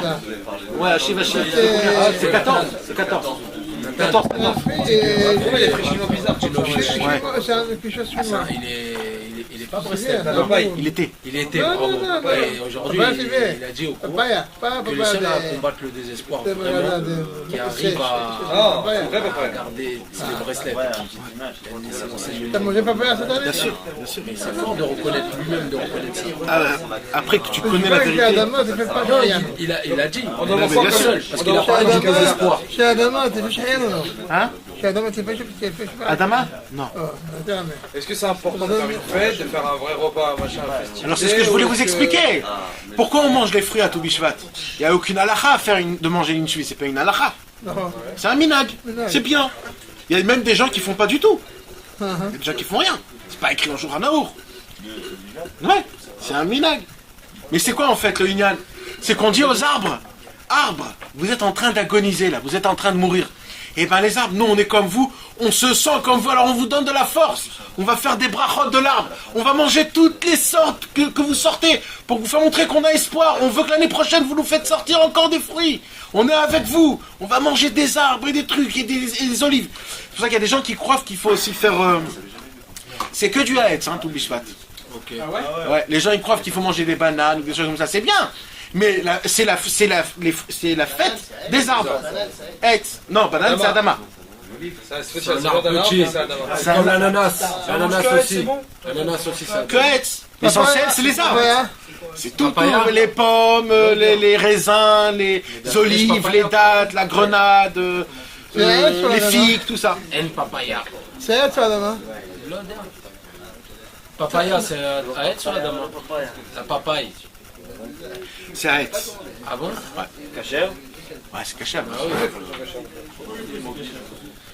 Donc vous avez compris, on a parlé un peu de Tou Bishvat, c'est bon, c'est bien? Ah magnifique, c'est bien, on comprend les temps. Non mais c'est vrai que Tou Bishvat, on sait pas un petit peu ce que c'est. Ah, deux, trois petites choses importantes, mes amis. Tou Bishvat, c'est important de prier pour le hétrog. Qu'on puisse avoir à Soukot un beau hétrog. C'est le seul fruit qui est beau de toute façon. Parce qu'il y a écrit comme ça que, d'après la prière qu'on va prier, comme ça Kadosh Baruch Hu, il va nous faire notre hétrog pour l'année prochaine. Donc il faut prier demain soir, Bezat Hashem, que Dieu nous donne un très beau hétrog kasher. Un beau, sans problème, et sans point, sans noir. Ah ouais, mais on l'a transformé en confiture, l'hétrog. Non mais c'est vrai, non mais il faut le faire pendant Tou Bishvat de le transformer en confiture. Maintenant, deuxième chose qui est importante à Tou Bishvat, mes amis, tous les célibataires, c'est une très grande ségoula de prier pour le zivoug. C'est une très grande ségoula pour prier le zivoug à Tou Bishvat. C'est comme Tou Be'av. Tou Bishvat, on a dit que l'homme, le zivoug c'est la femme, le mariage, la destinée. Pourquoi? Parce que l'homme, on a dit que l'homme il a été fait comme l'arbre. Et l'arbre, il a une qualité qui est exceptionnelle. C'est quoi la qualité d'un arbre? C'est qu'il est mâle et femelle en même temps. Ouais. les arbres, ils sont mâles et femelles. C'est un herbe aphrodite. Maintenant, c'est les fleurs qui sortent, qu'il y en a des fleurs qui sont mâles, il y a des fleurs qui sont femelles. Mais chaque arbre, il est mâle et femelle.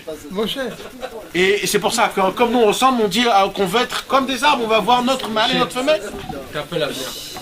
Donc c'est une grande ségoula d'avoir, de prier pour le zivouk, Bezrat Hashem. Et après, je vais te montrer un truc où tu vas devenir fou. Il a un tzitzit, Breslev et Témani en même temps. On va faire notre Mishnah ou... C'est bien là, c'est bien. On est magnifique, on est parti là. C'est incroyable, il est vraiment bien. Bah ouais. Rabban Gamliel. Vous savez c'était qui Rabban Gamliel, mes amis? Rabban Gamliel, il est enterré pas loin d'ici. Rabban Gamliel, c'était... Ah, là, il faut que vous sachiez, on va arrêter de dire les noms doubles. Vous vous rappelez? Il y avait toujours des doubles.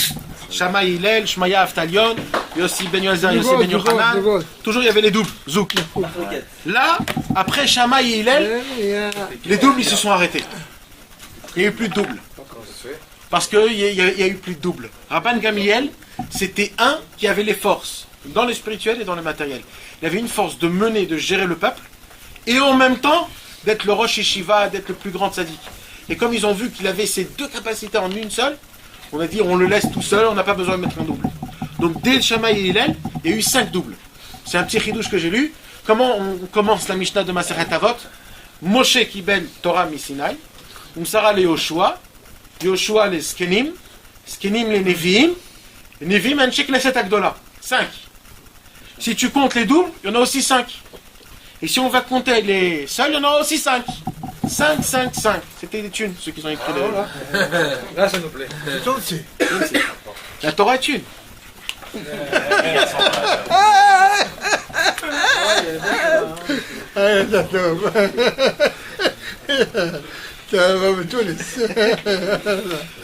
Rabban Gamliel, c'est dommage. Moi, normalement, on devait raconter un peu d'histoire, de raconter c'était qui Rabban Gamliel.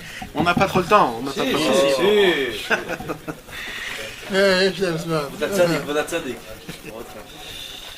Rabban Gamliel, mes amis,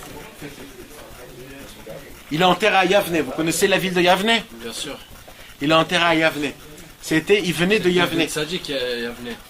Dommage, il faudrait qu'un jour on aille là-bas tous ensemble. C'est un endroit qui est exceptionnel, où il y a vraiment une impression qui est forte. Vous avez déjà fait ça, des cours en groupe? Aller dans l'endroit? Ouais, bien sûr. Ah, c'est sérieux, quoi, hein? Alors Je le passe, quoi. Rabban Gamliel, Aya Omer, il disait Aselech Harav, Veistalek Menasafek, Val Tarbe la Seremdot. Je traduis. Fais-toi un rave. Non, toi on l'a déjà étudié. Fais-toi un rave. Enlève-toi du safek, du doute. Val Tarbe la Seremdot. Et n'essaye pas trop de prendre sur toi des choses que tu ne pourras pas faire plus tard. Si tu vois que tu ne peux pas faire, vaut mieux ne pas faire depuis le départ. Fais ce que tu peux faire. C'est-à-dire, ne va pas dire demain je vais étudier 5 heures. Tu n'as pas étudié 10 minutes, tu vas te prendre 5 heures. Dis-toi 10 minutes. 10 minutes. Et ainsi de suite. Et encore. Mais ne prends pas quelque chose que tu sais d'avance que tu ne vas pas le faire. Maintenant, si vous vous rappelez bien, on pose une question là. On a déjà étudié dans une autre Mishnah qu'il faut se faire un rave. Vous vous rappelez? C'est obligé ça? Vraiment? Quoi? C'est vraiment obligé de suivre un rave? Eh bien, ce soir, on va parler de ça. Le problème, c'est que le cours, là, il est déjà passé. Hein? Ouais, c'est pas un rave corps. Si moi je perçois c'est pas un corps. Un maître spirituel et pas un rave. Il y a besoin d'un rave et d'un mâche. J'ai pas envie d'avoir un rave, franchement. C'est quoi un maître spirituel pour toi? C'est un exemple. Quelqu'un qui est capable de taken tatsmo. Aujourd'hui, je pense pas qu'un rave il soit capable de taken tatsmo. Ouais. Parce que je pense perso, je dis pas que je détiens la vérité. Non, t'as raison à 100%. T'as raison à 100%. Ouais. J'ai des problèmes avec des amis à moi qui me prennent la tête en me disant justement il te faut un rave, il te faut un rave. Alors je dis, il te faut un rave, t'es obligé d'avoir un rave. Mais Un rave, c'est Moshe, la Torah d'un tzaddik de la génération. Ouais. On aura du tzaddik de la génération, Non, mais- quelqu'un de proche de toi non. qui parlait. T'es obligé de prendre le tzaddik de la génération-ci, même s'il se trompe, tu dois le suivre. Oui, c'est ça. Oui, mais c'est ça que je Non, mais là, on parle d'un rave qui a un lien avec toi. Moshe Rabbeinu, il n'a pas un lien avec toi. Moshe Rabbeinu, il a un lien global. D'accord. C'est pour ça qu'il a donné la Torah globale. Mais toi, tu peux pas dire je suis l'élève de Moshe Rabbeinu. T'es pas un élève de Moshe Rabbeinu. Je dis pas, je suis un élève de Rabbeinu. Alors, Moshe Rabbeinu, t'es pas élève de Moshe Rabbeinu. Rabbeinu, c'est notre histoire. Rabbeinu, il est venu dans ce monde-ci. Il a dit c'est moi maintenant. Je parle l'actualité. Je parle au langage de toutes ces générations. Il faut ça marche bien en dehors d'un Rabbeinu. Alors de ça, on va parler ce soir. Je sais pas si on aura le temps de parler. Attends. Messieurs, restons concentrés. excusez-moi. T'es un meneur du cours, tu veux pas t'excuser, hein. Dan, il perturbe. Zidane, tu veux qu'on mette la caméra sur toi? C'est toi qui donne le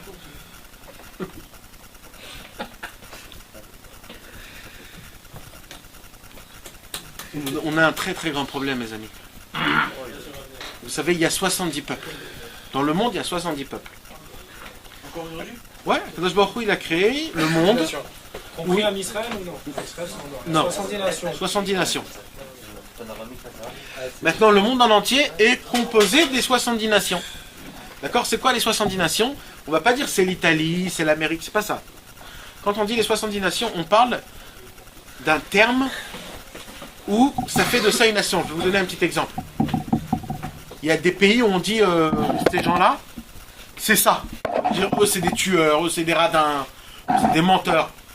Ok? C'est une qualité. Pas une qualité. On associe Un défaut, c'est des défauts, malheureusement. C'est des mauvaises choses. Comme par exemple l'Allemagne, c'est des tueurs. Les Américains, ils adorent les illusions. Les Arabes, c'est des sauvages. Non. Barbares, voleurs, non, pourriture. Non. Si, renvoie, frérot, renvoie.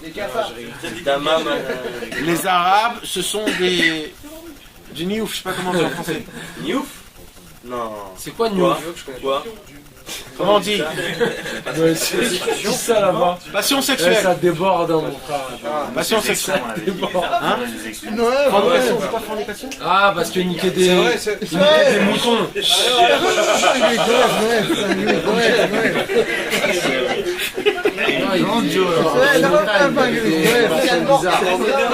Ça dérape, c'est à cause de toi, Jimmy. Luxure. Pardon. Non, les extrémistes. Hein? J'imagine que les extrémistes, on m'avait dit qu'à l'époque, ils avaient pour habitude de donner un nom à chaque nation et que les juifs c'était les extrêmes. Ah ouais? Quoi, les extrémistes? Les extrêmes, quoi. Les extrêmes, c'est pour ça qu'on vous avait aussi donné la taupe, je crois. Je sais pas. Non mais c'est vrai ce que tu dis, c'est qu'il y a écrit, sur internet ils disent aujourd'hui les plus grands acheteurs de sous-vêtements féminins c'est les Arabes. C'est pas pour rien. C'est la vérité. Mais moi je vous dis des choses que j'ai lues, je vous dis pas des choses de moi-même. Vous savez ce qu'il dit le Gaon de Vilna? Pas l'air comme ça sous leur Vous savez ce qu'il dit le Gaon de Vilna, mes amis? Est-ce que vous, à Natania, vous entendez les... Vous entendez, vous, à Natania, ici, les voix qu'ils font dans leur... Vous entendez pas ça? Ah, à fond, on l'entend. Ah, ouais. Toi, tu parles de l'autre, là? Chez nous, à la maison, par exemple, moi, je les entends tout le temps. Là où j'habite. Tout le temps. Les minarets là? Exactement, minaret. Minaret, on dit? Ouais. Voilà, Allah Akbar. Voilà, moi, je les entends tout le temps. Ok, ils sont juste à côté de chez moi. Vous savez, le Gaon de Vilna, il dit pourquoi ils font ça? Non. Pour appeler les fidèles à la prière. Non. Parce qu'en fait, c'est une voix qui est un peu triste. Ouais. Alors, le Gaon de Vilna, il dit ils font ça parce qu'ils sont tristes qu'ils n'ont pas plus de passion sexuelle. Il y a écrit comme ça. Akadosh Baruch Hu a fait descendre 90%, non 100% de passion sexuelle dans le monde. Eux, ils ont pris 90% et le monde a pris 10%. Et eux, ils râlent sur ces 10% là. Non. C'est possible parce qu'en fait, ils croient aux vierges et tout ça. Exact. Tout leur service divin, c'est pour les 72 vierges. Maintenant, il y a des nations comme l'Allemagne. Akadosh Baruch Hu a fait faire descendre 100% de tuerie dans le monde. L'Allemagne a pris 90%. Et 10% est descendu dans le monde en entier. Et nous, qu'est-ce qu'on a alors? Attends, je sais pas. Je sais pas, mais ça veut dire, c'est des choses qui ont été... à Kadosh Baruch Hu, il y a 70 comme ça, 70 défauts que Kadosh Baruch Hu a fait descendre dans le monde. Chaque nation a pris son défaut à lui. Et nous les Juifs, on ne fait pas partie des 70 nations. Nous, on est Dieu, nous, on est spirituel, on n'a pas ces choses-là. Maintenant, vous savez, il nous dit comme ça, et on appelle ça quoi? 70 feux. C'est des feux, c'est des flammes, parce que quand tu as envie, quand tu as une passion, c'est un feu qui est en toi qui brûle. Tu ne peux plus, je suis obligé de le faire, je suis obligé de le voir ce film, je suis obligé de fumer, je suis obligé d'y aller là, c'est un feu qui brûle en toi. Alors il dit Rabbeinu, donc il y a 70 sortes de feux, des feux de petits camps, que chacun, ça brûle en chacun. Il dit, mais il y a un feu qui réunit tous les 70. C'est quoi? C'est la passion sexuelle, encore une fois. C'est pas la France, la passion sexuelle? Non, la France, c'est là-bas que tu peux accomplir ce que tu veux. C'est l'endroit idéal pour faire ça. Mais c'est pas ça, la France. La France, c'est quelque chose d'autre. Sinon, on va pas rentrer dans ça ce soir. Et il dit Rabbi Nachman que malheureusement, le juif, il a une possibilité, s'il veut, de goûter à tout ce qu'il veut. C'est-à-dire, s'il veut goûter un défaut d'un peuple, il pourra très facilement le faire. Et ça dépend de combien le juif, il est dans ce monde-ci, combien il est attaché à ce monde-ci. Ok? Avant, un juif, il n'avait aucun lien avec l'Italie, par exemple. Il n'avait aucun lien. Donc jamais il pouvait... Maintenant, aujourd'hui, si tu vois un film italien, en 2 secondes, tu reçois ça... Si tu vois un film américain, si tu vois un film comme ça, tout de suite, tout se fait par le film, tout se fait aussi par la politique, tout se fait par tout ce qui se passe. En un clin d'œil, tu peux déjà tomber dans son univers. Il dit Rabbi Nachman, il y a un très grand problème, c'est au moment où Chas Veshalom, un juif, tombe dans les passions sexuelles, malheureusement, il détruit l'ustensile que Dieu lui a créé pour recevoir des bonnes choses du ciel. Il y a une lumière qui descend tout le temps de Dieu. Cette lumière, il faut la recevoir par un keli. C'est quoi un keli? Un ustensile. Cet ustensile-là, la lumière de Dieu, elle est toute simple, elle est toute normale, elle n'a pas de forme, elle n'a rien. Et elle s'habille par rapport à la forme de chacun. Chacun, il a une forme. Par rapport à la forme. Maintenant, le problème, c'est que quand un homme, Chas Veshalom, il tombe dans les mauvaises passions sexuelles, malheureusement, à cause de ça, il détruit sa forme. Et à cause de ça, il détruit la lumière de Dieu. C'est quoi la lumière de Dieu? C'est que quand il va étudier la Torah, il va la comprendre complètement déformée. C'est pour ça que Rabban Gamliel, il vient et il dit, oh là là, mes amis, assez les harav, fais-toi un rav, fais que ta Torah passe par quelqu'un qui n'est pas tombé dans les passions sexuelles. Pour que quand tu vas arriver chez ce rav-là, il va te donner tout de suite la lumière, top, nickel. Parce que si toi tu crois que tu n'as pas besoin d'un rav, et bien toi tu vas recevoir ta Torah complètement déformée.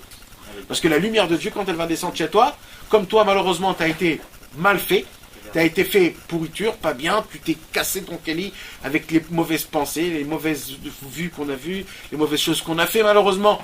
Toutes ces choses-là, on s'est fait des mauvaises choses, on s'est fait des trous dans notre cœur, on s'est fait des trous dans notre neshama. Donc tout ce que tu peux recevoir chez quelqu'un, tu vas le recevoir complètement déformé. C'est comme si quelqu'un qui a un problème des oreilles, tu lui dis passe-moi un verre, il va te donner un coup de marteau. Il va dire mais c'est ce que j'ai entendu. Et lui le pauvre c'est ce qu'il a entendu. Mais en vérité, c'est pas ça. Comme un petit exemple je vais vous donner. Comment elle commence notre paracha? Vaishma Yitro Kohen Midian. Et Yitro a entendu ce qui s'est passé. Tout le monde pose la question. Yitro c'était le seul qui a entendu que la mer Morte s'est ouverte, qu'il y a eu 10 plaies. C'était le seul. Dans le monde en entier, dans tous les itonim, dans tous les journaux du monde, ils ont écrit que la mer Morte s'est ouverte. La mer Rouge s'est ouverte. Alors quoi, il n'y a que Yitro qui a entendu? Vous savez ce que c'est? C'est quoi entendre, mes amis? En vérité, tout le monde a entendu. Mais c'est quoi en fait ce qui a changé tout? C'est de conclure. J'ai entendu, alors je vais faire comme ça. Ça s'appelle quelqu'un qui entend. C'est celui qui a été jusqu'à là, dans l'eau? Non, Yitro c'était le beau-père de Moshe Rabbeinu. C'était lui qui était un curé de tous les curés, il était dans la Vodazara. Et c'est qu'il y en a un qui a été... Narshon Ben Aminadab. Ah, c'est lui, il a été jusqu'au nez. Aujourd'hui, on pense que ça aurait été même un pharaon. Qui Yitro? Ouais. Il tenait la maison, parce que Tzipora, si vous coupez le mot, ça fait Tzipor, mais à Baït Shel Ra. Et Ra, c'est un dieu égyptien. Donc ça veut dire en fait que comme Yitro c'est le seul qui a vraiment entendu, donc je peux entendre toute la journée des paroles, mais ça s'appelle pas entendre. Quelqu'un qui entend vraiment, c'est quelqu'un qui fonctionne par rapport à ça. Comme Yitro, il a entendu que la mer s'est ouverte, il a dit un Dieu comme ça qui ouvre une mer, moi je deviens juif. Donc c'est lui le seul qui a vraiment entendu. Pareil, ce que je vous dis. Il y a une possibilité, mes amis, d'entendre plein de cours de Torah. Il y a une possibilité d'aller, de voir tout ça. Mais après que tu sors du cours de Torah, tu dis ouais, on a passé une belle heure, c'était bien, sympa. Mais c'est pas ça l'histoire. L'histoire, c'est de ressortir et de se dire oh là là, il faut que je change quelque chose là. Ah, il faut que je change quelque chose. Et ça, mes amis, c'est important. C'est de ça qu'il parle Rabban Gamliel. Rabban Gamliel, il te dit surtout fais-toi un rave. Pourquoi? Parce que de quel rave on parle? On parle d'un rave qui n'a pas du tout fauté dans les passions sexuelles. Et il dit Rabbi Nachman une parole qui est très dure, mes amis. C'est quoi la parole qui est très dure? C'est que toute personne qui l'a fauté une seule fois dans une passion sexuelle ne peut plus comprendre la Torah. Dans la nuit. Là, tu nous as tués. Même là, tu vas. Alors non, alors j'ai la solution, si je me fais un rave. Exact. Mais il y a une solution, mes amis. Depuis quand vous croyez, oh Puissant. Depuis quand vous croyez que je vous donne des paroles de... On a parlé que des espoirs n'existent pas. Je me fais un rave. T'as compris? C'est puissant. Et là on apprend. On dirait que tout le monde parle, qu'est-ce qui se passe? Non, mais Messieurs. C'est pour cela, je comprends, je déduis. Il faut que je me choisis un tzaddik qui n'a jamais fauté dans les passions sexuelles.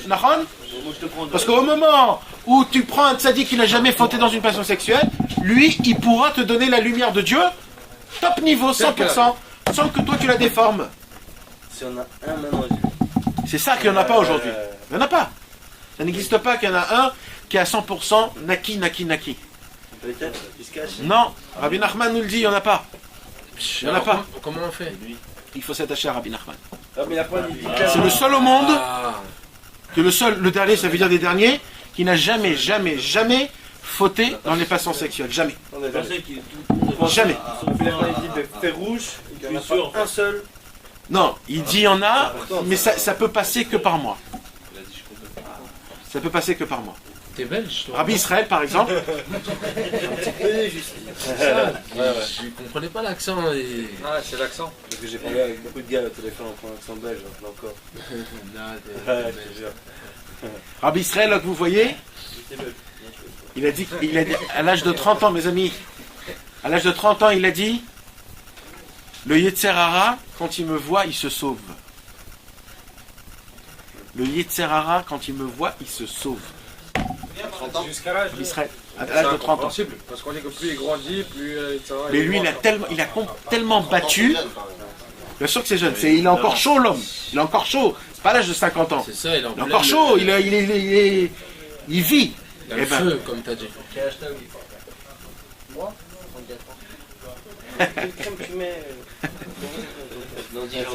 Il a tellement combattu son Yetzer Hara, Rabbi Israël, que Rabbi Israël, le Yetzer Hara, il avait peur de lui maintenant, c'était l'inverse. Il a dit celui-là, moi je veux pas avoir aucun...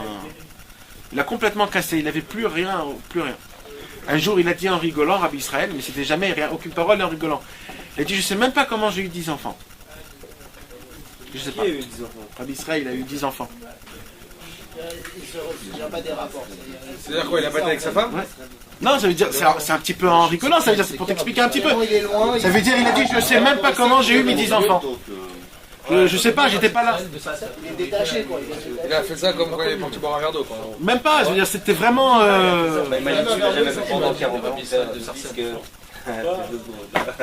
Alors, mes amis, pour juste conclure, pour terminer, parce que c'est dommage de rester là.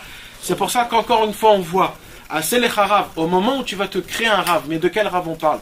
Un rave que lui, il n'a jamais fauté dans les passions sexuelles. Donc, c'est qui nous a donné aujourd'hui la vraie réparation des passions sexuelles? Le Tikkun HaKlali, c'est Rabbi Nachman. Il a à cause de ça, le Yetzer Hara lui a pris sa femme, il lui a pris ses enfants. Parce qu'il était jaloux, il lui a dit quoi? Tu dévoiles un secret comme ça, moi je vais te déchirer. Il lui a pris sa femme et ses enfants à cause de ça. Donc ça veut dire un homme qui peut dévoiler une réparation énorme, ça veut bien faire un signe comme quoi lui il est apte de faire quelque chose. Donc c'est lui qui a amené ce tikkun, cette réparation le plus dans le monde, donc c'est lui qui a une force comme ça. Donc quelqu'un qui passe par Rabbi Nachman de Breslev, qui écoute ses enseignements, etc., cet homme-là il reçoit la lumière de Dieu à 100%. Maintenant, c'est quoi la lumière qui n'est pas bien, mes amis? C'est exactement l'inverse, là, ce qu'il y a écrit. Qu'est-ce qu'il y a écrit là après? Il y a écrit, fais-toi un rave, et après il y a écrit, istalek, c'est-à-dire, comment on dit istalek? Sauve-toi. Sauve-toi du doute. Il dit Rabbi Nachman, vous savez c'est quoi le signe de quelqu'un il est tombé dans les passions sexuelles et qu'il étudie la Torah? C'est que tout le temps il va avoir des doutes. Tout le temps. Ben oui, c'est automatique. Tout le temps. C'est logique. Tu étudies quelque chose, et ça te met des doutes. Et peut-être comme ça, et peut-être comme ça. Et un jour j'ai entendu ça. Dans l'étude de la Torah. Dans l'étude, Dans la vie aussi. dans tout. T'as toujours des doutes. Toujours des doutes. Les autres ralentir, Des doutes. Le remède, c'est assez l'Echarav. Plus tu t'attaches au tzaddik, plus les doutes s'enlèvent. Alors attendez, en s'attachant au tzaddik, c'est ça, c'est son remède. Ouais, mais maintenant, parce que même quand tu t'attaches au tzaddik, ça continue aussi. Parce qu'un homme qui s'attache au tzaddik et malheureusement il tombe, malheureusement, alors ça continue. Il dit Rabbi Nachman, il faut essayer de s'attacher au tzaddik et d'essayer tout le temps de se renforcer, de ne pas tomber dans les passions sexuelles. En lisant par exemple le Tikkun HaKlali tous les jours. Tous les jours. Qu'est-ce que vous pensez, vous, Rav Je suis un ami, je suis pas un Rav, je suis un ami. Qu'est-ce que vous pensez d'étudier le Tanya? D'étudier le Tanya. D'étudier le Tanya. Qu'est-ce que j'en pense? Vous êtes Breslev? Non. Un petit peu. J'essaye. Ok, alors qu'est-ce que vous pensez sur le Tanya? D'étudier le Tanya, c'est très bien.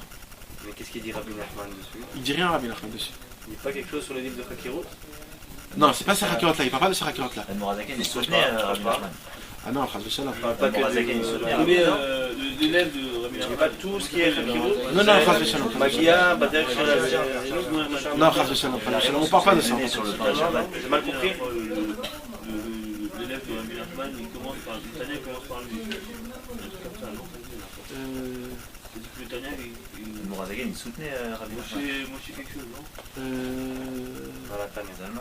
Je me rappelle plus ce que je te dis. Une des premières leçons du Tanya, c'est un des élèves, il prend un texte d'un des élèves de Rabbi Nachman. Je l'avais dit après, j'ai vu. Ça se peut, je me rappelle plus, ça se peut. Il y a une explication avec le pain de Shabbat. Ah ouais. Mon ami, c'est pas de ça qu'on parle. Ce que Rabbeinu il a parlé, c'est les philosophies. C'est pas les Hakirot Elohiyot. Pas les Hakirot de la spiritualité. Il a pris ça au man. C'est aussi ça, mais c'est pas ça, vraiment. J'étais ok hein, quand j'entends mal. C'est pas ça. Mais je peux te dire une chose. D'accord? Je peux te dire une chose. C'est que l'actualité ne parlait pas. Excuse-moi. C'est pas ça. Il va pas te parler du concret. Tanya. Aujourd'hui. Il te parle des sphères. Il te parle des sphères, des sphirotes, des trucs comme ça. Mais où on est là?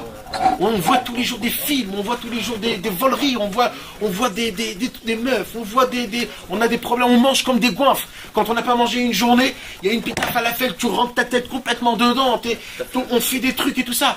Mais ça, il n'y a personne au monde qui te parle de ça. Personne au monde te parle de ça. Il n'y a personne qui a osé te parler bouche de yeux à yeux et de te dire mon ami, réveille-toi. Sois pas une bête, sois pas un animal, sois un homme, respecte-toi. Essaye de voir Dieu tout le temps et partout. Si tu tombes, ça fait rien. Il y a encore demain. Le combat est toujours. Ne désespère jamais. Garde l'épée tout le temps. Et toujours la foi. Regarde tout le temps, n'aie pas peur de rien. Mais ça t'en connaît, toi, quelqu'un qui a dit des choses comme ça? Alors. Personne n'a pas Rabbi Nachman, personne. Alors. Donc tout est bien, Chaz v'Shalom, tout est bien. Mais nous aujourd'hui qu'on est dans un mouvement, on est en bataille là. On est en bataille et tu sais ce qu'on a? On a un petit pistolet à une balle. Comment tu veux combattre dans une bataille avec un pistolet à une balle? Faut viser bien. Mais même pas. Il faut...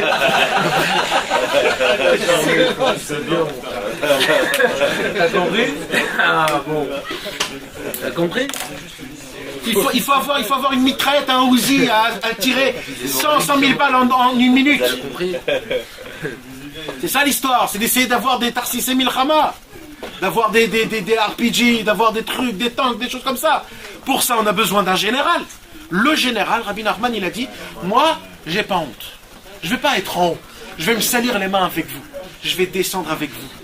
Je vais essayer de goûter à tout ce que vous avez goûté. Je veux être là-bas et de là-bas vous dire c'est quoi le conseil. C'est pour ça qu'il y a des grands tzadikim qui se sont dit, maintenant Rabbi Nachman t'attend, tu peux rester en haut, kiffe en haut, dévoile des secrets d'en haut. Rabbi Nachman a dit, mais tout ça je m'en fous moi. Et eux qui sont en bas, qui sont en train de galérer et crier, j'ai soif, qu'est-ce qui va s'occuper d'eux? Tu comprends? Donc il n'y a que Rabbi Nachman qui te donne des conseils. Tu connais un autre livre qui te donne des conseils? Comme Rabbi Nachman et qui fait des... Non, même des conseils. Il n'existe pas aujourd'hui des livres de conseils. À l'écouter et ça, dans toute la Torah, tous les chassidim, il n'y a pas. Après, il y a des midot, c'est faire un midot. Après, l'écouter, c'est des livres de conseils, c'est-à-dire, c'est un mode d'emploi, comment vivre le monde. Un mode d'emploi. Et ça en fait partie, ça? Hein? Bien sûr que ça en fait partie. C'est ce que je viens de t'expliquer, par exemple. Tu sais quel secret ça c'est? Vous entendez des secrets, mais où le problème, c'est que vous n'appréciez pas ce que je vous dis.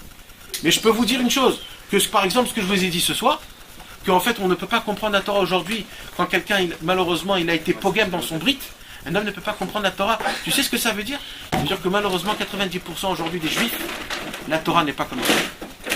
90%, 99%. Est-ce que je peux partager une anecdote avec un peu tout le monde? Mais bien sûr, vas-y. La première fois au Man, déjà, c'est Chaval à la fin. Vas-y. Et il m'est arrivé un truc très très spécial. Parce qu'au début j'ai eu 3-4 jours où vraiment j'ai eu du mal à Messieurs, encore plus. etc.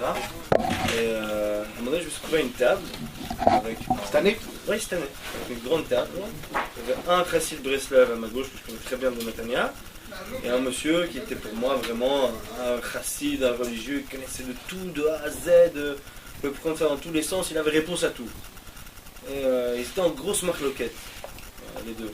Lui il parlait que de Rabbi Nachman, il ne voit rien d'autre, et l'autre il cassait les trucs de Rabbi Nachman. Bref. Et ils discutent, et j'écoute. Et moi j'approuvais plus en fait ce que disait le religieux, quoi, pas le Breslev, mais plus l'autre. Et je comprenais ce que disait le Breslev. Et à un moment donné je me suis dit mais c'est pas possible, il faut que je sache. Et je pose la question au religieux, je lui dis mais dis-moi, avec toute la Torah que tu as appris, on va voir si c'est vrai ce qu'il dit Rabbi Nachman. Je dis avec toute la Torah que tu as apprise, est-ce que déjà dans ta vie, est-ce que tu as déjà été parler à Dieu avec tes mots? Eh bien figurez-vous tous que ce mec qui connaissait tout, c'est pour moi un rave, n'avait jamais fait, il a eu l'honnêteté de nous le dire. Il a eu l'honnêteté de nous dire, ça vraiment qu'il était choqué, il m'a regardé comme ça, et il est parti faire la première vedette de sa vie. Ouais, c'est un émet. C'était un bon. Mais tu t'imagines qu'on peut se planter 20 ans de limoud? Se planter 20 ans? Ça m'a choqué, c'est ça qui m'a le plus choqué de tout, je crois. Maintenant, vous ne savez pas ce que c'est, vous, quelqu'un qui est dans une yeshiva. Tu te lèves le matin, tu étudies jusqu'à le soir. Le soir, pendant la Torah. Ça veut dire c'est toute la journée. Et ça, 20 ans d'études de Torah. C'est des gens qui ne connaissent pas les films, c'est des gens qui ne connaissent pas rien.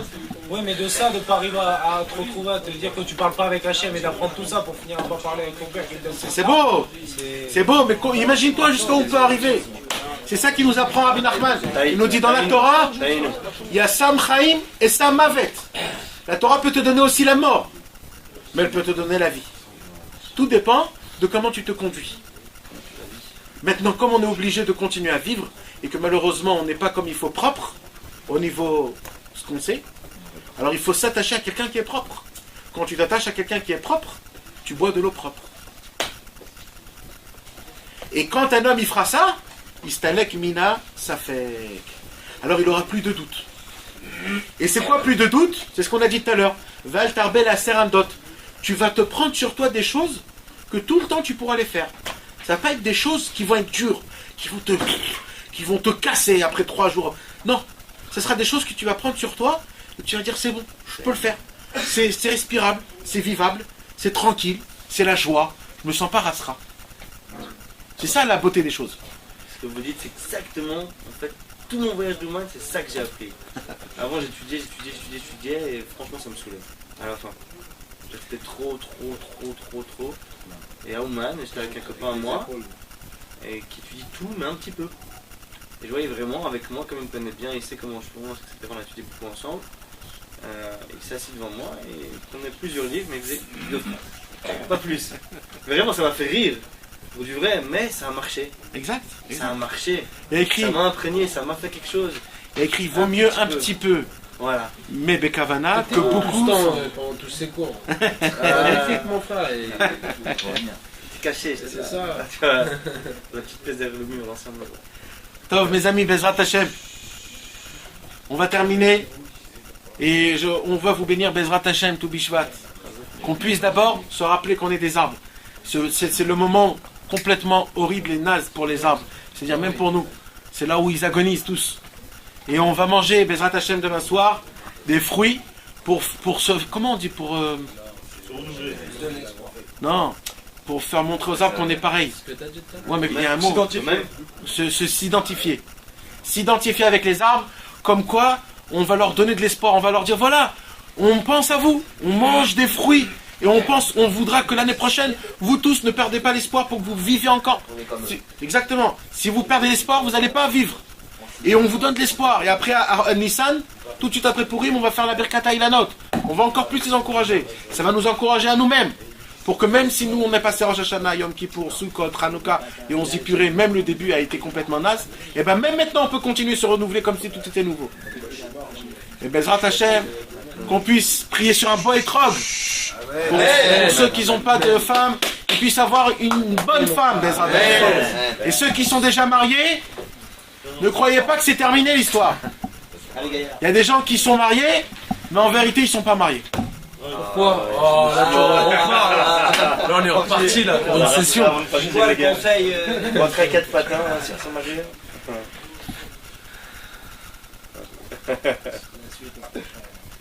Non. Ah, vas-y. Envoie la sauce. C'est comme un mec qui a une vraie histoire et dit bon. Alors on va bénir Bezrat Hashem. Qu'on puisse. Non, parce que mes amis, malheureusement, il y a des gens qui se marient parce que je sais pas, mais on va pas rentrer dans ça. Si, il faut rentrer dans ça. Non, on peut pas. L'essentiel, c'est qu'on puisse vraiment aimer nos femmes. Ah, t'es malin, Nathan. Tu veux nous garder pour le prochain cours. Vraiment aimer. C'est vrai que l'épisode d'après. Un amour qui est spirituel, un amour pas égoïste. Pas parce qu'on a des désirs ou des plaisirs qu'on veut se rendre bien, qu'on veut nous kiffer. Un amour vraiment pour donner, pour profiter. Un amour qui va aider à faire un couple qui soit sain, avec des enfants sains. Et que cet amour puisse brûler jusqu'à la fin de tous les temps. Et Bezrat Hashem, grâce à tout Bishvat, qu'on va tous prier qu'on puisse devenir vraiment unis, nous tous les amis ensemble, et accomplir tout ce qu'on a dit ici. Et rappelez-vous bien de ce qu'on a dit. On ne peut pas étudier de la Torah de quelqu'un que son brit est sale. Alors il faut prendre le livre de Rabbi Nachman de Breslev, que son brit était propre, et essayer le plus d'accomplir. Mais ça ne donne pas aussi une porte de sortie qu'on peut faire ce qu'on veut. Nous aussi, il faut qu'on se garde un petit peu. Et